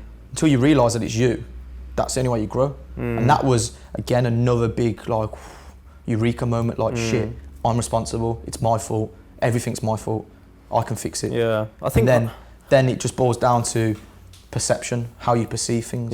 So I don't take anything personal anymore. I'm the polar opposite to that guy was when someone would say, what? And I'll be like, what? You know what I mean? Like, now it's nothing personal, nothing that happens out there, nothing that happens from another person. It's only how I choose to perceive it. Somebody says, I'm a dickhead. It's only if I choose to take that sentence and go, he's calling me a dickhead, or I just let it go. Like, the only place that goes is in your mind. So say if I thought negatively of someone, if I thought, he's a prick, he is. I'm thinking that. So that's already making my mindset negative because I'm thinking a prick. That doesn't leave my mind, go into his head and he goes, fucking hell, I'm a prick. No, that just stays in your head, creating a negative space. You choosing to do that. You can also choose to just let that shit go and make way for positive stuff. It is as easy as that as well, just saying, like, I'm not going to let that affect me. Yeah, that's it. People think it's like being a pussy, or, mate, I've had in the club, I've had people come up to me and like offer me out, or say I'm this, say I'm that, say I'm a pussy, and I've gone, yeah, all right, mate, have a good evening. Yeah, best way. I've got nothing to prove to you. I don't give a shit. I do two shits about you. You go and do your thing. I've got plans. And all that's going to be is a distraction from my plan. Yeah. Anything could happen. Could end up in prison, end up in hospital. Yeah. Whatever. That's not part of my plan. So why the fuck am I going to get... Because this guy's got a chip on his shoulder, or insecure about something, or his missus is looking at me. Like, I ain't going to let that come into my vicinity and affect what the fuck I'm doing. Like, that's your problem. You're choosing to think that. You're choosing to harbour those feelings. That's on you, isn't it? There are those type of people, but I do want to, like, put it out there that not all criticism is bad. Like, because I'm so in my own head sometimes, tunnel vision of what I want to do, I almost need that outside perspective. Like, there's people being dickheads for the sake of being dickheads, but there's people just giving you advice in, not even in a positive way always, but an outside perspective could be the key to unlock what you actually need to do. Because you're so emotionally invested into your life.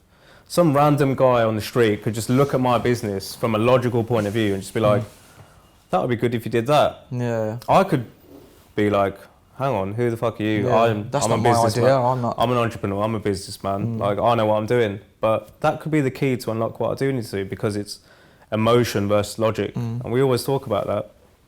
Making some decisions are good emotionally, but I think logically you need to be able to do that. And I think taking criticism and not being defensive, I think that's something else that we can improve on, because not all criticism is bad. What I'm trying to say, like, 100%. I could just say to you, Jordan, that could be good for your PT, and I think you could easily be like, you know, not really, nah, whatever. I know what I'm doing, but criticism could be the key to unlock what you're missing. Is what I'm trying to say. That's it, and that's just pure ignorance, and that's just another block for you growing. You gotta not take everything as like I used to when they were saying, you're doing shit, do this better or do that better, rather than just hearing you're doing shit. I should be like, I should be doing that better. Because one, this guy wouldn't be saying it to me. Two, this is only going to improve me. No matter who they are, no matter whether you've got a bad relationship, good relationship, whether you think they're just, you know, saying it to have one up and you're like, oh, shouldn't you be doing this? But if it's right, it's right. And if you can just take the lesson from it, you'll be bulletproof in the end, because anyone could come up to you and say something. It makes you more of a wholesome person as well. It does. But there is like a certain bitterness from like the older generation towards like our generation. Like, I'm a big advocate for our generation being the most relevant now. You know, we've got a responsibility because we're like the bridge in society between the old and the young. And I think that's why, as entrepreneurs and business folks, we're doing well, and other people that I kind of know of. Our generation, you can call it the 90s generation if you will. Like, I think we've just got a real big responsibility to bridge the gap between the old and the young, because that's all we know. We're the only generation in like this era. It's been exposed to both. Mindsets. Like, we've got that old school hard work, discipline, you know, sacrifice. But at the same time, I do want to like go on Instagram for an hour and just like fuck around. Well, we understand the benefits of it. I feel like the difference is the generation now that's been born into the social media era. It's just the norm. It's life. If my Instagram isn't looking good and I don't look popular, I'm going to go to school and be a loser. Whereas we grew up with, it wasn't at our school, so it didn't affect all that. But then we got introduced to it as, this tool's been invented. It's a tool, If you're self-employed, you should have social media. Bottom line, like that's the way life is now. And we see it as that. Like, I go on my Instagram, and there was a part where I got caught up in like the followers. And I was looking at my likes and stuff. But then I realised this is just a tool. Like all this is to promote my business, to spread my message, and that's all it should be. I don't go to sleep and have to count how many fucking followers I got. But the people that are born in this era, they don't see it. They don't see it as that. This is their life, and this is why I think, it's like scary, you said, our generation's super important because we're from both sides. We can remind, like when I put these videos and talking videos and opening, what's in my mind, to some people on the surface it looks like, what's wrong with this guy? He's a bit soppy, he's weak, or But I've realised I get a lot of response from youngsters, 18-year-olds, and that sort of thing, because they're like, whoa, I didn't even know you could use the platform like this sort of thing, you know what I mean? Exactly. Like, whoa, it's cool to talk about this sort of stuff, like what? Exactly. Like, you know what I mean? I get a lot from our generation because they're so caught up in the middle somewhere, like, what the fuck, do I need social media, do I not? Like, like, can I talk about this? Is that right? Like, And they're more open-minded to it. And I get nothing from the older generation because they're just like, pussy, suck it up, work harder, get your head down, you know what I mean? Just get on with it, you know what I mean? So that's the problem, and like, there's, like I said, there's a certain bitterness from the older generation, which I understand. They've gone through a different period to us where you did have to do that, so they're conditioned to be that way, and the youngsters, they're conditioned to be that way. But like I said, we bridge that gap. We show not just how to be successful, but we show you like the hard work behind it as well. And I think that's where we kind of, like I said, mould. I think that you use the perfect word there, conditioned. Like the older generation, because people say, oh, well, it worked for them. It did, yeah, because one, like you said, they were conditioned for that, and that's all anybody knew. But now you've got people facing those problems without the conditioning, and they're being exposed to it on a magnified level. Yeah. Because back in the day, you woke up and you wanted to be a bodybuilder. You look down your road, I'm the best bodybuilder on the road, I'm wicked. Now you open up your phone, you're like, fucking hell, there's thousands, millions people doing it way better than me. I'm inadequate, what am I doing? And I think that's the main issue, that people just can't get their head around. And I think the older generation need to look at us and realise, like, the word millennials or whatever, I don't really consider myself a millennial, to be honest with you. But people looking at that era from the older perspective, just like, they don't know what they're doing. Like, we don't have all the answers. Like, no one's perfect. Are you perfect? Do you know what I mean? But I think they need to look at us and realise that, like, we've got a big importance for what we're doing. Just like you said, bringing awareness to mental health and struggles and stuff. Like, that's our calling. And I think, like you said, whether it's you PTing or me cutting hair, it's just gone past the point of it being a job. It's it's almost like a purpose now. So. 100%. No, I mean, it's a transitional time. Like I've always said, I'm always saying that now. This is the most transitional point in like humanity. Yeah, it's going to define the way humanity goes for years. And I just feel like the main problem we need to get our head around is who we're choosing to be our leaders. I don't mean politics, I'm not going to get into that because that's not my bag of tricks. I focus on my immediate vicinity and my world around me, because that's what I can change right now. I mean, say on Instagram, look at some of the people that have got millions of followers. What message are they spreading? They're spreading utter crap. And this is what I worry about, because the younger generation are influenced by this, and that's what they're following. And then you got people, I'm not saying me, like blow me up into 1 million followers, but I'm saying there's people like trying to spread the kind of message I am, where I'm just being real and talking about things that are actually bothering people. And I don't claim to try and fix like world troubles, but I'm fixing little bits at a time, like fixing relatable things. And my posts get left by the wayside because they're not so cool, or they're not as people like on a similar sort of level to me on social media who are just posting sexual, I don't know, like what they're doing with their bodies, like references, just using their body to sell things. Meaningless shit. Just like, posting. You could be more famous from posting meaningless shit. Yeah, like I'm not silly. Like I post a picture of a philosopher with an amazing quote and my like interpretation of the quote, and he got like 250 likes, something like that. I post a picture of me with a towel wrapped around my waist, fresh out, like little pump on and stuff, and at the gym. Over 3,000 likes, and the reach was more than 10 times as big. Wow. But they're still attached to a strong message. Yeah. So I've said to myself, am I willing to be the scapegoat? Am I willing to, if I have to get my message, put it on this like sexual object post and just throw it out there so more people see it, then fuck it, I'll do it. No, I don't know. I mean, that's one thing I admire about you. You don't play on whether it's a stereotype. You don't. You could easily push yourself fully in that direction, and you know, we see it all the time. Whether it's Love Island or all these programs or whatever, you could, you know, knowing you could easily be that figure, and you could, you know, get more famous, have more money, blah blah blah. And that's one thing I really admire about you, because if you chose to use your platform in a way that goes against the grain, doesn't fit into the stereotype, and just, you know, promotes positivity. And I think that's what, like I said, we get along, because we're trying to make positivity cool. That's it. And because that's what helps me sleep at night. Bottom line, like, I feel content. I go to bed with a smile on my face. If I was pushing promo codes out there for brands I don't believe in, clothes I don't wear, using it to all the, like, you know, young, gullible, impressionable people, say, oh, I love this fucking tracksuit from blah blah, oh, this supplement's what gave me abs and da-da-da-da, and make my money, I wouldn't go to sleep in a good way. I'd be lying in bed going, I'm a piece of shit. I'm not saying that to call anybody out or to make anyone feel bad, but personally for me, I wouldn't be able to sleep like that. Because, like I touched on earlier, I'm not religious, but I believe in being kind.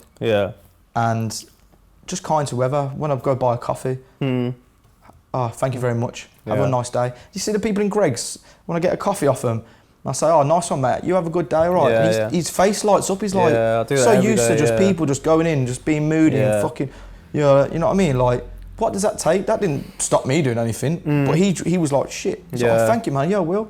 It's weird. It's like on the weekend, just gone. I think I just had the pub with my old man. Went out for Father's Day. As I went outside, I was going for a smoke, and the sun was out, and I was just like, I made sparked a conversation with this couple. I was like, oh, it's nice, the sun's out, and they just looked at me like, whoa, like, why are you talking to us? Like, I'm just like, that's so wrong. Like, what happened to just people connecting, communicating, and just like, I always think it's why weird. Is it so alien? I can't help it when I go on like public transport, like a train or a bus, and there's all these people crammed up, and just no one's like, so how's your day going? Like, no one's talking. I find it weird when everyone's just in silent and just try not to look at each other, and that is so fucking. That's what. I find it strange. That's what I imagine the world used to be, though. Like I said, when the world had meaning and stuff like that, and I mean, it's obviously gone a certain way, but it's, you know, this whole podcast, not just about my brand, not just about individuals, but as Birmingham as a whole, it's nice to showcase that there are people like us making things happen. Like I said, in Birmingham as well. So, I mean, you're the first guest you've had on. Been a pleasure. Time's flew, hasn't it? Yeah, man. I could easily go on for hours. I felt like I was in the barber chair again, get a trim up then. I know, but I could have easily gone on for a lot longer, but I know you got clients to get back to. I've got a few clients. Don't stop. I'm here. Come from a client in my gym gear, back to my gym gear. I know you got a haircut as well. Man. But I appreciate you coming along today, man. Been a pleasure, mate. Wicked, bro. Thank you very much. Nice one. See you at the next one. Sweet.